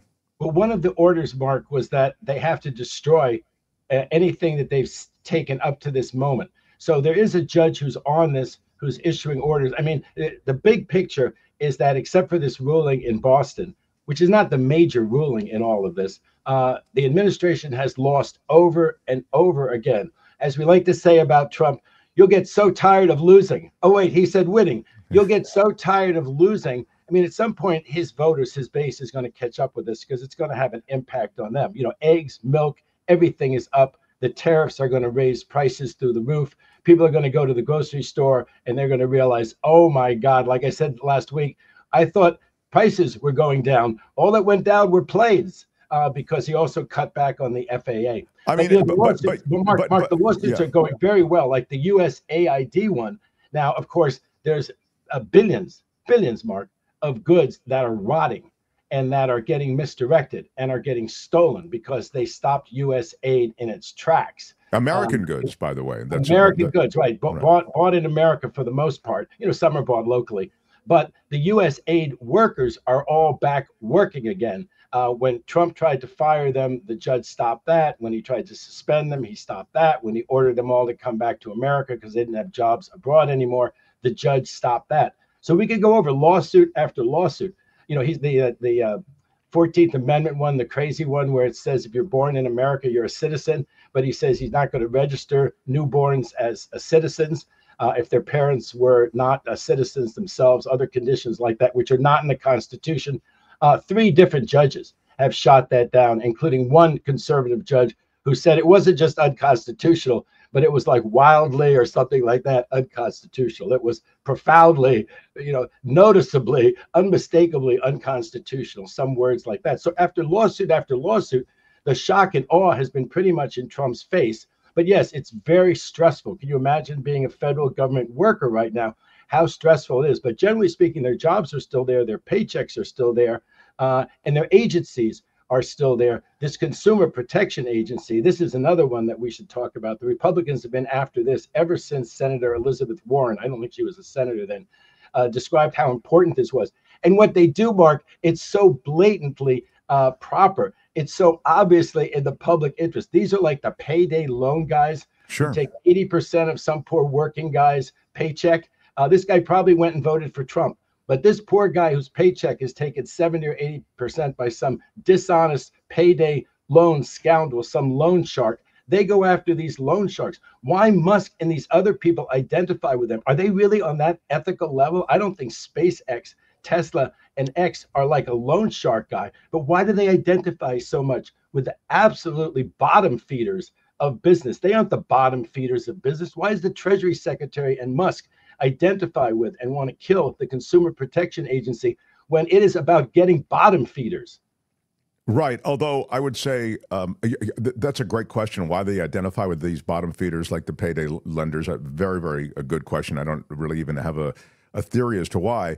The CFPB, I think, is something that Americans just don't realize is so critical. I mean, as apparently Americans don't realize a bunch of stuff. But, I mean, when it comes to the Wells Fargo fake accounts, the way that was discovered and the penalty comes through CFPB, the Consumer Financial Protection Bureau. When it comes to medical debt that sits on your credit report and destroys your life because now you're carrying that medical debt, getting that medical debt removed so it no longer is on your credit report, that is the CFPB. I mean, there are more and more examples of the caps on credit card fees and overdraft protection. All that stuff came through the Elizabeth Warren birth to CFPB. So I agree with you. It's extraordinary to me that they want to eliminate. Well, it's not extraordinary to me that this administration wants to eliminate. They want to eliminate any regulatory agency that is an advocate for the consumers. But what you were mentioning is interesting because you really are looking at so many cases. birthright citizenship, the existence of Doge, their authority in so many different ways, personnel management, immigration, we haven't even touched on, trans rights. These are all things. And when I just mentioned one category, there are tons of court cases with the January 6th Capitol riot. FBI agents and employees are suing to block Trump from releasing the names of agents and staff members who helped investigate the Capitol riot, trying to head off what they think is a looming purge from the new FBI head. And as it turns out, he was behind the purge. He was asked, Kash Patel, are you behind any kind of firing of FBI employees now, this purge of employees that might have had anything to do with the January 6th prosecutions?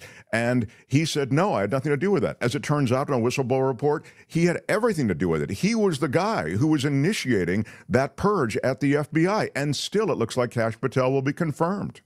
Mark, I'm still hoping that Kash Patel will not be confirmed. They're trying to delay that vote. There are two really interesting issues that have come up. One is that there was this choir of January 6th insurrectionist prisoners. And he was asked under oath, Kash Patel, whether he knew anything about it. He said, no, I don't know anything about it. He even intimated that he didn't know that they were insurrectionists and prisoners. Well, he had done a lot to organize that choir. He had promoted that choir. The idea that he knew nothing about it and yet he was an advocate of it. I think he said that he was the producer of the choir's song that was on the charts, as we used to say. Trump going around saying it's the best seller, it's the biggest hit in America, it sold more records. Trump, we don't really have records anymore, but anyway, so he appears to have committed perjury. That is not a good look, and that is not something that the would-be director of the FBI should not commit perjury. Mark, I want to say that definitively, should not commit perjury during his confirmation hearings. And he also lied about something else, allegedly, and they're trying to get to the bottom of that. And he knew something about Mar-a-Lago. We went into that last week, but it's worth repeating. He asserted his rights under the Fifth Amendment to the Constitution, which he has every right to do. But okay, just step back for a second. Help me. I love that you're reviewing this because it's critical. When did he assert his right? Under what was going on that he had to assert his Fifth Amendment rights? What was the situation? Because he was so close to Trump at the time, and I think he was around Mar-a-Lago, he knew something about those purloined documents that Trump shouldn't have taken, didn't have a right to have, squirreled away at Mar-a-Lago, and then was obstructing justice, allegedly. And so the grand jury was looking into that. Because Kash Patel had personal knowledge about it, he was subpoenaed to appear in front of the grand jury. And, everyone has to give their testimony and to give his testimony under oath before the grand jury. He said, no, if I were to give my testimony to the grand jury under oath, that would tend to incriminate me. I have a right under the Fifth Amendment against self-incrimination. It would incriminate me. In other words, it would make me liable potentially for a criminal charge against me, Kash Patel, if I were to answer questions truthfully, what I know about Trump, Mar-a-Lago, and the documents. They said, the grand jury and the U.S. attorneys, they said the remedy for that is not that you don't have to talk. The remedy for that is that if you talk, you have limited immunity. What you say cannot be used against you. So if you admit that you obstructed justice along with Trump, that you cannot be prosecuted, your trial cannot begin with, ladies and gentlemen of the jury, the prosecutor will show that Kash Patel obstructed justice. How are we going to prove that? Out of his own mouth. We're going to use their own testimony before the grand jury against him. That they can't do. That's the immunity. Once they gave him that immunity, he had to testify under oath before the grand jury, and he did so. They asked him, the Senate committee that's charged with either confirming him or denying him confirmation, they asked him, what happened before the grand jury? What did you say? You have a First Amendment right to tell us. You have no privilege not to tell us. Tell us what you said. Well, it was a long time ago. I'm a busy person. I don't really know. Why don't you get the grand jury transcript? Meanwhile, the head of the committee wouldn't allow the Democrats on the committee or anyone on the committee to get a hold of that grand jury testimony. So he did that big dance, and they're trying very hard, but without the Republican head of that Senate committee, without his help, they're trying to get that grand jury testimony, or they want to recall Kash Patel and ask him some more questions about what exactly did you say? because if he said in front of the grand jury under limited immunity, I knew something about it. I know that Trump did something wrong over there. I was aware of that. I didn't tell the truth about it, or I shouldn't have helped him do that. That would certainly change the balance. Even this Senate, even the Republicans in this Senate would vote not to confirm him. So we'll see whether they get another shot at him. But I do think that it's clear that McConnell now, bless Mitch McConnell. Mark, I've been on your show and I've been on the station that shall not be named for over 6 years. And I have never said before, bless Mitch McConnell. But he seems to be voting the right way. He voted against Kennedy, didn't do any good. He voted against Tulsi Gabbard, didn't do any good. But it's clear that I think he's going to vote against Kash Patel. And there have to be a couple of others, maybe the two women Republicans. Well, I mean, Susan Collins, who, again, she makes a lot of statements prior to voting and essentially rubber stamping a lot of the way. I mean, when you know that your vote isn't critical and won't matter, it's pretty easy to vote one way or the other. But I don't know. This one really matters, Mark. This one really matters. He has an enemies list that he's published. It's full of political figures who only seem to be on the enemies list because they're political opponents. This is America. I have to have faith in these Senate Republicans. I've known too many Republicans. I've worked for too many Republicans. I cannot believe that they're going to allow this. This man has made it clear that he's going to target political enemies. And to be the director of the FBI, he opens an investigation. There's no real checks and balances. You know, the check and balance that we have against our government, this is what it's come down to, that you have people who are honest and of good faith, that you have a president like Reagan who hires someone like me and Adam Schiff, and we want to do the right thing. We don't want to do Reagan's political agenda. We want to do the right thing. And administration after administration, people want to do the right thing. I can't believe that there are these many senators who would approve him. I know Tulsi Gabbard is a huge risk to national security. I know Robert Kennedy Jr. Oh my God, I'm scared. There's another pandemic, Mark. I'm shaking in my boots. I really am. And I think anyone with sense in America who needs a vaccine is shaking in their boots. But this man has made clear he will go after political enemies. They're going to give him the power of the head of the FBI. This just cannot happen. I just cannot believe this is going to happen. Yeah. What do you think? I wanted to ask you about the what's happening with the mayor of New York. Yeah. I mean, it's unbelievable. The mayor of New York is under investigation and charged with corruption. And now Pam Bondi, he's been a big supporter of Donald Trump as the mayor of New York. Pam Bondi's saying to the Justice Department, drop it. You should drop this. Take us through this. I mean, it's quite remarkable, I think. Well, a lot of these fraud charges are also violations of state law. So I'm really hoping that the state officials there, like Letitia James, the attorney general, or some local prosecutor, prosecutes Adams. The things that he's done are not just violations of federal law, they're violations of state law. And if they don't go after Adams for some of these things, I mean, let him go to trial and try to beat the charges. He'd have to get the prosecution would have to get all 12 jurors beyond a reasonable doubt. But of course, Mayor Adams doesn't want to go that route. He obviously kissed up to Trump. And now they have this ridiculous thing that if he's not under indictment, he can help fight illegal immigration more. There's probably thousands of people in prison who can help fight illegal immigration. We're going to pardon all of them. Suddenly, that's a defense to criminal charges, that you would have more time on your hands to do something about illegal immigration if you weren't under criminal charges or you weren't in jail. This is absolutely ridiculous. And the charges seem very righteous. There were some conflicts of interest. He took over $100,000 from Turkish Airlines in upgrades and all sorts of things. This was not during his official duties. This was just a private payoff, according to the indictment, in exchange for doing favors like for Turkey, like getting the consulate building opened in New York City when it hadn't passed fire approval. Now, that building could have been dangerous. Mayor Adams says, well, there was just a lot of red tape and I was just asking for a constituent to look into it, because I think that actually happened before he was mayor. That happened when he was still Brooklyn borough president.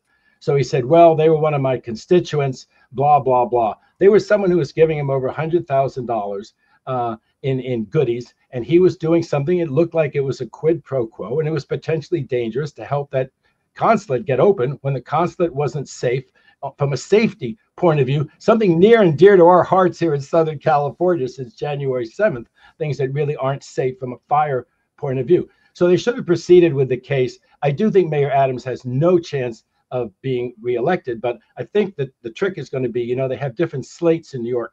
So they'll probably run him on the Republican ticket. They'll run him on the conservative ticket. They'll run him on any ticket that they can get. And if the Democrats splinter the vote, that may be how he gets back into office.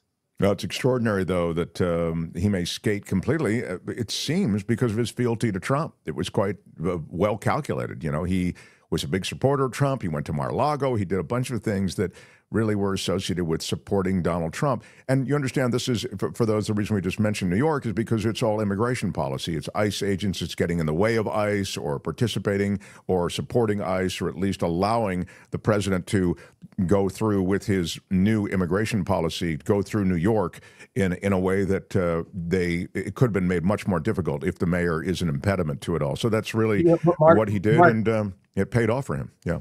Mark, one last thing, stay tuned. You remember the case against Donald Trump, the one that he actually was convicted of. Sure. All 12 juries unanimously. That was a case that was looked at by the feds. Actually, the cluster of it, the falsification of records, this Michael Cohen pretending to take a legal fee when he was getting repaid for a payoff to Stormy Daniels. That was looked at very much by the federal authorities, right?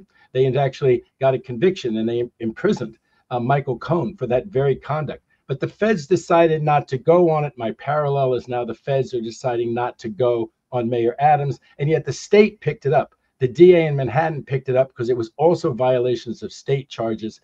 If they don't go after Mayor Adams for this as a state criminal violation, then you've never heard me say this before. Then I agree with Donald Trump that they only went after Donald Trump in New York because he was Donald Trump. If they don't go after Mayor Adams for this, the same DA's office in New York City, because this is also state criminal conduct, then I am going to start getting close to believing that they only did go after Trump in New York because he was Trump and he was a Republican. This Adams is a Democrat, and it seems to me that the case against him is at least as righteous. We ought to get that great judge, I forget his name from that case, get that same courtroom, and people versus Mayor Adams. Sure. No, I agree with you. And I'll tell you, I'll even go a step further. I think that there was more than a dash of politics associated with that. But that doesn't mean that there wasn't lawlessness associated with Trump. It's just that was we agreed, was the weakest case. I mean, it was just sad that the documents case didn't take the stage. Does David agree with Jamie Raskin that we could bring a class action suit because of our data being stolen? Asked Vicky in Sausalito. Thanks for the super chat. What do you think, David? Class action suit because of the data compromise? I think that there will be class action suits. So they'll have to prove that the data was stolen. That may be difficult, especially if they erase their footprints. You know, these really clever computer guys know how to erase their footprints. There's supposed to be a record of everybody that goes into every file. So that may show that your listener, me, you, whoever, we may be able to prove that they went into our files. And if so, of course, we ought to have a remedy. You know how these class actions go sometimes, though. The lawyers get most of the money, and then you get the notice that you can claim your $2.95 out of the $12 million award. That's exactly. Uncle Scrooge says, I'm not sure why we keep expecting the GOP to step up and oppose any one of Trump's picks. They never will. They are cowards. I do think that there is an aspect of fear to the reasons that they don't step up. You know, now you've got for example, the judges who have enjoined some of these, like the USAID and the Consumer Financial Protection Bureau shutdowns, et cetera, and the firings, et cetera, you've got those judges' names being publicized in right-wing media. Charlie Kurtz and people like him have gotten that out there. You know, MAGA is armed. MAGA is not afraid to intimidate, show up at people's houses, et cetera. There is a real sense of fear among some of these Republicans as well, don't you think? Well, the judges are safe. The federal judges, the state judges are absolutely safe. They have the U.S. Marshal Service. The state has all of these protective details if needed. The federal judges have life tenure. So that's just silly. All the MAGA people are going to do, if they really try to do that, is go get themselves indicted. because you can't do that. You can't try to intimidate them. And the judges are, they really are fearless. I mean, some of them unfortunately are ideologically so pro-government or so pro-big industry. It's really kind of sad. We give them this immense power so they can stand up if the law and the facts are there for the little guy, Sure. for the criminal defendant, for the environment, for that kind of thing. But it's not because of fear. The federal judges are great on that. And, we really see the need for the separation of powers, Mark, don't we? The framers thought this. They thought that because of factions, that the Senate would be just weak and cowardly like these Republicans are and not even stand up maybe for their own interests. So you have a third branch of government.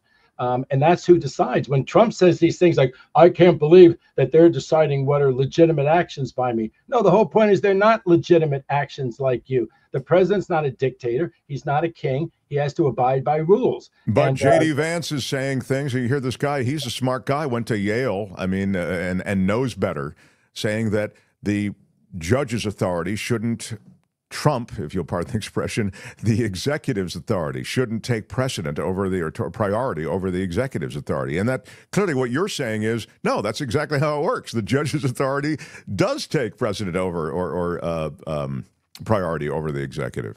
Mark, if you send an opportunist, with no judgment to Yale, you know what you end up with? An opportunist with no judgment with a Yale degree.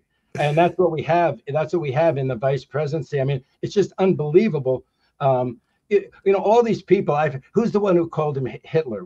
That's Vance? That's Vance who said that Trump was America's Hitler. Now he's on his way to Germany. He may be in Germany right now. And I haven't followed it, but obviously the Germans are very smart, well-educated. I'm sure they have a reaction to someone who called Trump America's Hitler now being in their country. I mean, it's such a farce how these people have all come around. But I tell you, the Republicans in the Senate, Mark, I'm still counting on them to not approve Kash Patel. I guess we're going to see. We'll see. I mean, it would be he is truly beyond the pale, but so was Hegseth, so were many of these others. We will see. But you're right. I mean, the enemies list, the clear politicization of an industry of law enforcement at the FBI that could really, I mean, it would make J. Edgar Hoover's FBI look like Mr. Rogers' Neighborhood. I mean, it really would be extraordinary. David, and here's some. Of course, sorry, David, you were dreaming, says Nevets forever. Yeah, I mean, you can hope, but and maybe we'll be surprised. Well, here's my thought. It's not just blind optimism on my part. It's not at all. I look at what's happened in the 3 or 4 weeks that Trump has been in there. He hasn't done anything about prices. He's actually made things worse on prices like tariffs. That's going to catch up. People are going to see the prices at the grocery store, and they're going to think, oh, my God, I want my vote back. You can't have it back. You look at the people in Michigan. You think Michigan's going to be in play for the Republicans again? I mean, all those people who helped Trump get in office because they didn't like exactly what Biden and Harris were doing in the Middle East. You like this? The voters in Michigan, Dearborn voted for Trump, the most Arab American city in America. You think that they like this. So you look at all of these things, Mark, playing out. This Musk thing, this is not what people voted for. There was a rational way to decrease the size of government. People realize this is chaos. This is not how any rational person would decrease the size of government. So I just think it's pretty clear that they'll lose one, probably both houses of Congress in less than 2 years. And then everything will be over. He'll be a lame duck. He'll have both houses of Congress against him. And he'll have to make deals to get anything. He can't do daylight savings time without begging them for something. And so I see things going in that direction. And the thing with Putin, I'm very upset about Putin coming to America. I can't believe it. But the protests will be amazing. I think the whole country will be in absolute uproar about Putin coming here on our soil, this man who destroyed Ukraine. So I don't know. I just think that everything's going against it. The judges are standing up. The huge law firms are standing up. Who's intimidated? I look at the media. I don't see anyone's intimidated. What they have some Trumpster give him 2 more minutes on one of the legacy media. I mean, you look at what's happening in this country. It's just total revulsion at Trump and Musk. Well, I think that we will continue this. I'm not necessarily looking at things the traditional political way that you have just articulated. I think we're in a time where traditional politics is not necessarily the coin of the realm. You end up with media messaging. You also end up with actions that are aggressive and are defended in odd ways. You also have the total surrender, essentially, of the GOP. You've just seen it. We talked about it through the confirmation process. These are questionable, sometimes the thinnest of defenses against some of these nominees. I mean, some of these people, I think Hegseth has absolutely no administrative experience as defensible at all. He's an incredibly problematic character. He's a drunk. He's an aggressive sexual assaulter. All of these things, and he gets through, and it opens the door to all the rest. RFK Jr., et cetera. So this isn't a traditional political environment in which people are being evaluated and in any kind of objective manner given the green light. And I'd suggest that begins to spill over to other things, but I'd love to talk about this more. This is breaking from the New York Times, says Randy. The interim U.S. attorney for the Southern District of New York and 2 officials with the Federal Public Integrity Unit all quit after the Justice Department ordered the charges against Mayor Adams to be dropped. Wow. That interim U.S. attorney is a Republican who clerked for Justice Scalia. Now, I'm telling you, Mark, there are traditional Republicans, many, many of them, law and order, anti-Russian expansion. And they are not, what we see right now is this veneer of the Republicans hanging together, but they're going to split on all these issues. They're splitting on the budget. They're splitting on something like this Mayor Adams thing. I mean, this is a disgrace to make a political deal. And I don't blame her for resigning. I don't blame those public integrity people, but she is a Justice Scalia clerk. She's already had enough of Trump. And I think it's happening over again. And the last thing I want to say about the Putin-Ukraine deal, people are all so depressed, and that's a major, huge story. There's shock and awe. This hasn't really risen to the top. This needs to rise closer to the top. But, the Germans, the French, the Europeans may decide to tighten their belts and give a lot more money to defending Ukraine. And that changes the whole calculus, doesn't it? No, they that's never very do interesting. anything to Yeah, that's a really interesting piss take. Everybody off, right? Yeah. They piss Hegseth, Trump, Musk. They piss everybody off. And you know what? The Germans and the French say, we'll cut back our social benefits 5% and we'll give it to Ukraine. Fight on, brave Ukraine. Really fascinating. That's a great take, and I haven't heard it anywhere. Good for you, David Katz. Good stuff. Love our visits, and I look forward to next Thursday. The great public defender now, the former federal prosecutor, David Katz. Thanks, David. I'm not a public defender. I'm a paid defender, Mark. Oh, I'm sorry. That's right. I said public defender. My I don't know if I've told you this before. My sister was a public defender in the appellate system. Okay, so once they've been defended in below, they now go on appeal to my sister, right? And she said, you'll be able to appreciate this, and everybody, maybe you'll get a kick out of this. She said, no one knows the law of their case like those people who are in the appellate system and come to me. She said, oh my God, they knew the law better than I did. It's an extraordinary thing. So the public defenders are great. My mom said to me, she just passed away about 1.5 years ago. She was on the show once with Pat Thurston and Kim for Mother's Day. My mom said to me, David, are you helping the poor people against the government? And I said, Mom, I'm helping the rich people against the government.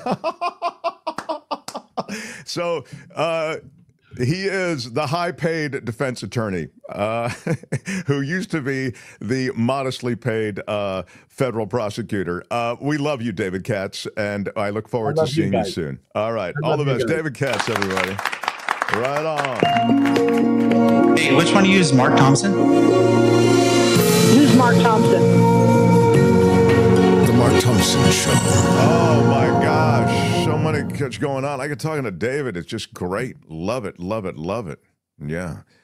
Rev P says, Russia is collapsing. This year, if sanctions stay in place, their military is already degraded.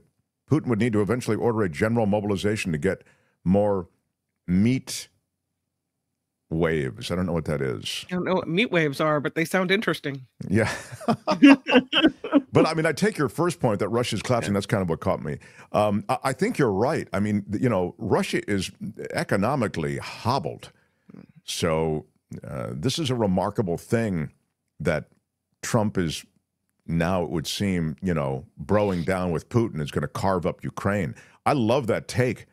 that Europe may not stand by for that.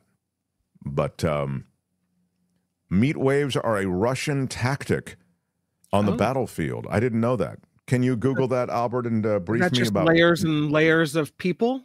Google it. Talking about meat as like a human meat.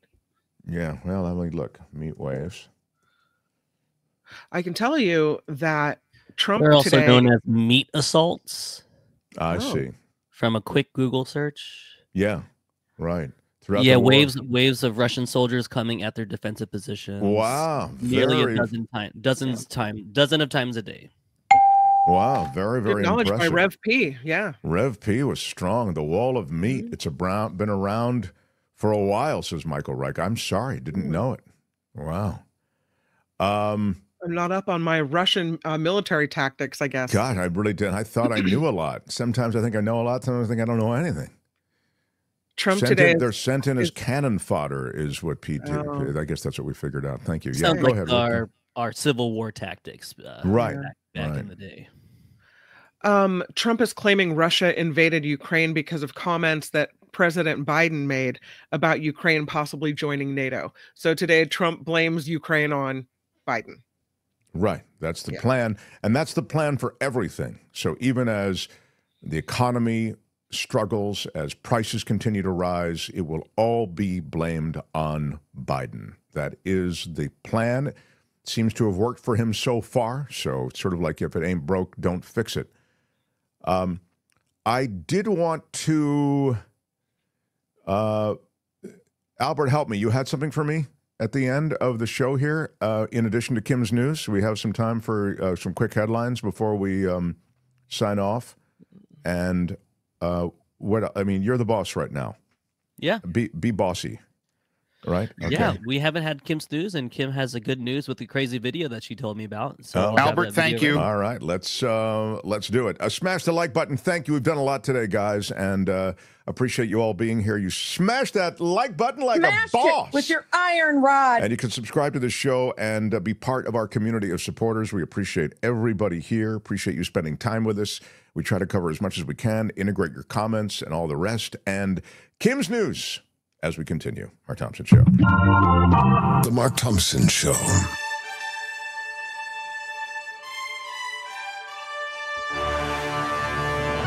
On the Mark Thompson Show, I'm Kim McAllister. This report sponsored by CoachellaValleyCoffee.com.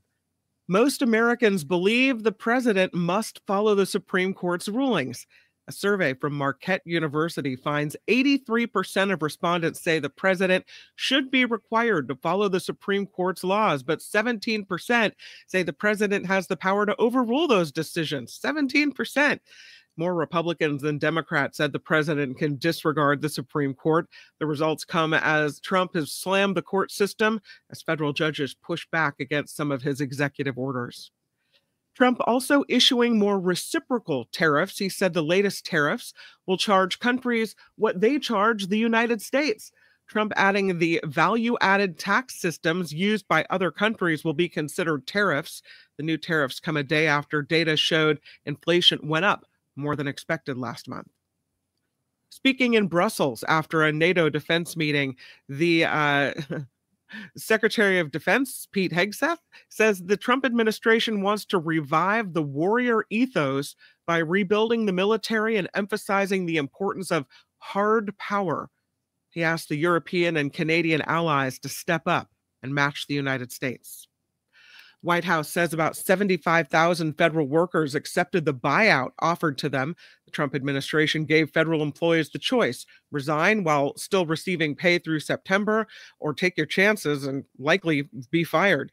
White House reportedly expected about 200,000 employees to accept the offer. The deadline to accept passed Wednesday night. The federal judge lifted a pause on that program yesterday so it can move forward. As mentioned here on the Mark Thompson Show, Robert F. Kennedy Jr. will indeed lead the Department of Health and Human Services, the Senate voting 52-48 to make Kennedy Jr. the next health secretary. I mean, if you put this in a movie, they would say it's a little too obvious. You have this guy, anti-vaxxer, conspiracy theorist. He comes up, and then all of a sudden there's a bird flu epidemic, and there's a measles outbreak in portions of the country where they're anti-vax. I mean, it's a little on the nose, don't you think? Yeah, only it's not a movie. There is a bird flu epidemic that is building and gaining momentum and has jumped species, and it may turn pandemic. And there is a huge measles outbreak in parts of the country where there are tons or pockets of anti-vaxxers. I mean, sufficient in numbers in Texas. By the way, it's happened in California as well, among communities in California, but right now it's Texas. And this is reality, man. And this will be fascinating to see it play out. I wish it were just fascinating and interesting. Instead, it's scary and dangerous. So, scary times. A note on that, Kentucky Senator Mitch McConnell, the only Republican to vote no against Kennedy. Yeah. In addition, Brooke Rollins is now set to lead the USDA. And as mentioned, Trump's FBI director pick, one step closer to being confirmed with Kash Patel. Now his nomination being sent to the Senate floor after clearing the chamber's Judiciary Committee today. Oh, so it did clear chambers. So the idea of going back and getting him to answer for his perjury, that is gone. Again, as I have said, once Hegseth got through, I knew that he would get all of his confirmation that he wanted, and on all of his nominees, and that's really what's happened. You know, it reminds me, the Hegseth thing, of after Sandy Hook. I thought, if we can't, after Sandy Hook, get some kind of responsible gun legislation against assault rifles, or any kind of traction on gun legislation after Sandy Hook and those sweet souls that were lost in that horribly violent way in that elementary school. If we can't get responsible legislation, then we're never going to get it. Never. And so every time there is one of these incidents or whatever, I always say, it'll never. America is broken that way. And Hegseth, for me, was Sandy Hook. Once Hegseth got through, as troubled, as vacuous, as completely inept as he was, once he was confirmed, I felt, okay, then all bets are off. All these people are getting through. And it looks like that's what's happening. On the confirmation hearing hot seat today, the Department of Education, the nominee, who says the education is the issue that determines our national success. It is former WWE executive Linda McMahon testifying before the Health, Education, Labor, and Pensions Committee for her confirmation hearing. This as Trump has threatened to get rid of the Education Department. It's also been a target of the Musk-led Doge team as well. Albert, that would be great. You're a big WWE fan, Albert. It would have been fun to see, the Hulkster in there to speak on behalf of Linda McMahon, I'm telling you, brother, she belongs in a position of power in this country, brother. Yeah, it would be cool for the T-shirts to be ripped, like the Trump, the new Trump. Yeah, the Trump, right. He ripped his T-shirt there at the maybe at Trump the convention. Too. Yeah. Yeah, then the MSG or whatever, and what Madison Square Garden did. And it would have been nice to have a little of that WWE showmanship that got them through, right? Like maybe a chair blasted over somebody, Let's make someone jumping off the top rope. That would have been really They're cool. getting rid of the Department of Education anyway. May as well go out with a big, BS show, since that's what really informed most of it. Linda McMahon took a couple bumps, as they like to say in the industry. She took a couple hits back in the day. She was part of the show, absolutely. That would really class up the Senate hearing. That's really nice, yeah. I had a mad crush on, this is maybe 20 years ago. I met the daughter of Vince McMahon. What's her name again? I forget. Stephanie. Yeah, Stephanie. Oh, man, she was gorgeous. And she hadn't yet been part of the show. She might have been mid-20s or something like that. And I was at this big event, and I met her in that suite where all the network people were and blah, blah, blah. And I just met her in passing. I thought, oh, my God, she's really stunning. And she did become part of the show also. So the whole family was there. Linda McMahon, her daughter, her husband.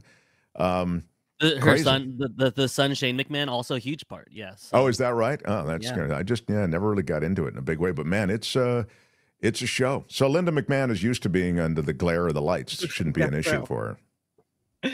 Hardline. I don't know, by the way, if she's used to dealing with much in the way of education, but that, she'll fit right in. Nobody's used to dealing with anything that they're running in the Trump administration. They could slap her around a little bit and she'd even be used to that. So, I'm kidding. Hardline conservatives striking an agreement with House Republican leadership over a budget resolution. We don't hear a lot about this, but this is a big deal in D.C. It comes before today's key vote. According to the House Freedom Caucus chair, the agreement would allow the chair of the Budget Committee to adjust the dials on parts of this package if spending cuts are made in other areas. Still has to be signed by the House Budget Panel, but advancing the budget resolution would be the first step to passing President Trump's legislative priorities without needing any Democratic votes. Wow. Authorities are issuing evacuation warnings for parts of California burned by the recent wildfires as this major rainstorm approaches. Is it raining there already, Mark? It is. It is raining. Absolutely. Yep. First wave of the storm moved in Wednesday. Forecasters say the most damaging rains will hit California this afternoon and this evening, and the Los Angeles Fire Department says evacuations are in effect until at least 2 o'clock Friday in burn zones with a high risk of mudslides and debris flows. Speaking of the wildfires, you know that guy who crashed a drone into a super scooper plane fighting the Palisades fire? He's pleading guilty. Wednesday, the 56-year-old man from Culver City admitted to 1 count of unsafe operation of an unmanned aircraft. That is a federal Class A misdemeanor. The incident left the firefighting aircraft grounded for several days, crucial days. The man will be sentenced on June 2nd. That was unreal. That was incredible, that drone thing. I'm glad they've got him.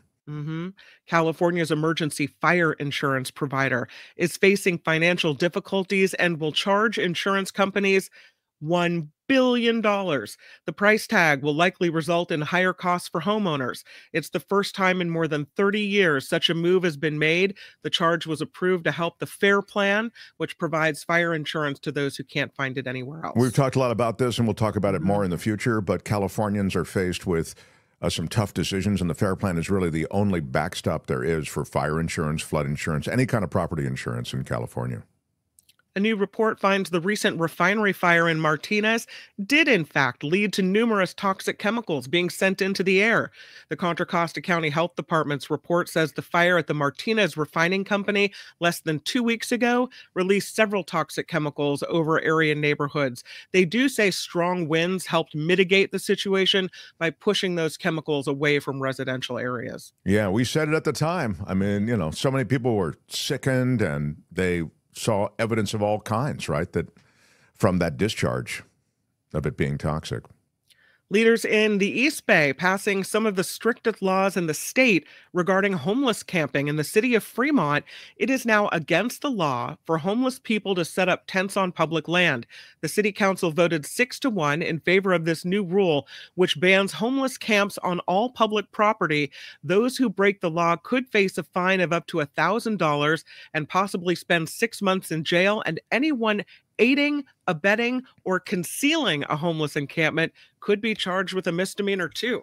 Fremont These cracking homeless encampments are blights on cities, and stuff has to be done. And I'm sorry, but we cannot have these huge homeless encampments affecting so many businesses and the safety of many of those who live in these various locales. It's just not fair. Just outside of Fremont, the Niles district of Fremont, there was a huge encampment on the way to Niles Canyon, and they removed it like a couple months ago. So they have been cracking down. Yeah. NASA. By the way, just let me note, because somebody said in the chat, apparently about the McMahon thing, Albert, they're saying that she's young and that I'm some, whatever. The reality that the one I'm talking about, Stephanie McMahon, she's close to 50 years old. I mean, I'm not saying that that's old. She's still lovely, but I'm just saying 20 years ago, she was 30. How is that? You can't say, please. That's all I want to set the record straight, We're practically the same age, is my point, Albert. You understand, right? Yes, of Thank course. you. All right, very good. Kim, please continue. Sorry. The cost of breakfast is skyrocketing. Staples like eggs, orange juice, and coffee hurting customers' wallets, according to data from the Bureau of Labor Statistics. The Bureau of Breakfast? Right, the Bureau yeah. of Breakfast. Yeah. They say egg prices are up over 50% year over year in January. They're up over 7% month to month. Drinks like orange juice jumped 7.7% over last year, and coffee is up just over 3%. So it's going to cost you more to eat breakfast. What happened? I thought we were going to have prices go down. Listen, don't, my advice, skip it and go to lunch. That's right. Don't do breakfast is the, NASA says an asteroid. That's going to be the new American thing is everything gets so expensive and toxified. Yeah, just skip it. Don't do it. Don't need it at all. Those are the old days when you could eat that stuff. Now you can't. NASA says an asteroid up to 300 feet across could hit the Earth in a few years. Good. Well, the chances are still extremely slim. How few are the years? You said a few years. Exactly when asking for a friend. Yeah. Yeah. The probability of the impact has gone up since being discovered a few weeks back. Now, currently at just over 2%. The number has now almost doubled from an initial estimate in late January. So NASA estimates this asteroid measures between 130 feet and 300 feet across. The impact would more than likely only cause local damage, not nearly enough to threaten the planet. So it could wipe out your city. Don't worry about it. The planet's still going to be fine. Well, I mean, only local damage means it's somebody else's area that's being hit. When it hits you, it's not only local damage. So it's okay. Yeah. Voters in South Texas will soon be deciding whether Elon Musk can have his own town. An election has been set for May to decide whether Starbase, Texas, can legally be incorporated. It is where SpaceX has its launch pad. The private spaceflight company submitted an incorporation petition late last year. The Cameron County judge says if given the stamp of approval, it will be the first new town in 30 years. Starbase, Texas. Wow, Elon very Musk's exciting. town. And lastly, I have to play this because this video is wild. A kayaker is alive after a humpback whale swallowed him whole, and it was all caught on camera. Oh, my God. Right? Why didn't we lead the show with this? Look at this. I know. I'm telling you. He got eaten by a whale. Adrian Simoncos was kayaking in the waters off Chilean Patagonia over the weekend with his dad when the whale swallowed him before spitting him out. He told UK Channel 4 News he thought the whale approached him out of curiosity or tried to communicate. He said he thought he was dead. He goes, when that whale swallowed me, I thought, it's it. Lights out. Oh, my God. And then he floated to the surface and he's like, what in the world just happened? Is that wild? That is extraordinary. Oh, my God. Wow. I'm telling you, he got eaten by a whale. Yeah. And then his dad's like, okay, I'm going to put you on my boat We're now. going back to the Four Seasons now. That's it. That's insane. Oh, man. This report is sponsored by CoachellaValleyCoffee.com. It's a day where the vanilla iced tea brings me a lot of joy. Mark, what's in your cup? I have had the stovetop espresso, and I finished it, and so I put it over there. I've already finished 2 cups of espresso today, but I love that Ocotillo espresso. You must check out CoachellaValleyCoffee.com. There you can find all the teas, all the coffees, their tasting notes on everything. It's all organic and from women-owned farms. I mention that only because so many of those who subscribe to the show, care about the businesses that actually birth so much of what we consume. So in this case, there is a purity to what they do, and it's magnificent. They have a passion for hand roasting all of these beans. There, as I say, are descriptions of exactly what you're getting, how intense, how rich, all the rest. So teas, coffees, you'll find every variety there at CoachellaValleyCoffee.com. Use our discount code MARKT at checkout, and you'll get 10% off. Again, on anything at the site, MARKT at checkout, and you get 10% off everything at CoachellaValleyCoffee.com. It is the Mark Thompson Show. Mm-hmm. Do you feel it? It's the Mark Thompson Show. Who's Mark Thompson? I wanted to mention, I meant to mention this earlier. Will you make sure that I mention earlier tomorrow, Albert and Kim, on our Friday show, I want to mention that, Courtney and I are both madly in love with our plumbers. Yes. Courtney and I have fallen in love with our plumbers. And when you find plumbers that you fall in love with, you need to scream it from the rooftops. And they didn't give us anything for free. We paid for the service and everything. I want you to know that. So we wouldn't be out here talking about them. They bought in a little sponsorship on the show so that we can mention them because we were so evangelical about them. We were so excited about them. We wanted to share. So they said, okay, we'd like to be. So I'm hoping, and this is for Southern California viewers and listeners, if you're in Los Angeles County or Orange County, check them out. One Day Rooter and Plumbing. One Day, the number one, Day Rooter and Plumbing.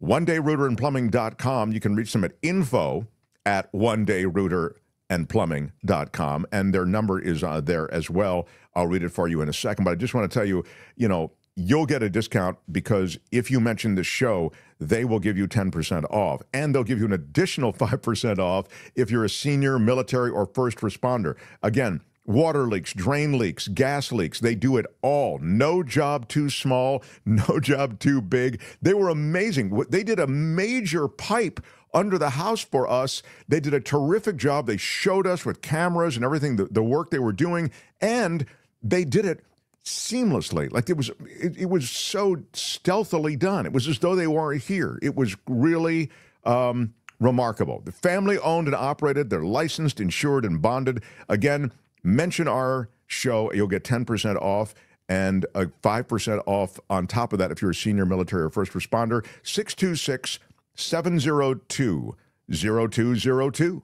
626-702-0202.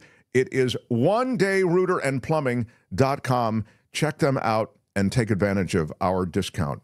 That's for LA County and Orange County. The Mark Thompson Show. Somebody, I knew that my remarks about homeless people would be taken out of context.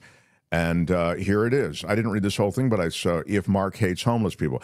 If Mark hates homeless people now, just wait until 47 turns his ire toward Fannie Mae and Freddie Mac and the Housing and Urban Development departments. Yes, the carnage that 47 spoke about in 2016 has only just begun, says Kurt. I agree with that. And by the way, I don't hate homeless people. In fact, what I have said over and over and over, I've said it for years, is that all of us, I don't care what your situation is, all of us are probably 2 personal emergencies away from living in our car. So believe me, I understand the plight on some level anyway of homeless people. What I'm talking about is homeless encampments. Yes, I do hate homeless encampments. They are blights on cities and communities. They are areas of festering disease, crime, drug abuse. It's all the worst of that. And to be fair to homeless people, like a lot of those homeless people aren't involved in that. They've got to dodge all that stuff on their way to trying to rebuild their lives. That's what I hate, is the encampments. But I think Kurt was making a broader point about what Trump is doing and sort of the future of America under this president. But I wanted to be clear about that because I don't hate homeless people, please. I mean, as I said, all of us could end up being there. In fact, Bald Thanos says, sorry, I've been homeless 5 times. I always stayed in shelters. Oh. No excuse to stay on the sidewalk. Yeah. Look, very tough, man. There are a lot of pressures on society. I think, as I said, there but for the grace, go all of us. Chantal, thank you for a $3.99 super sticker. Big shout out to you and for supporting the show. Big shout out. I very much appreciate it. And my words upset so many people. They did. Who knew that my words would upset so many people? Tomorrow. What a show. It is our Friday show tomorrow.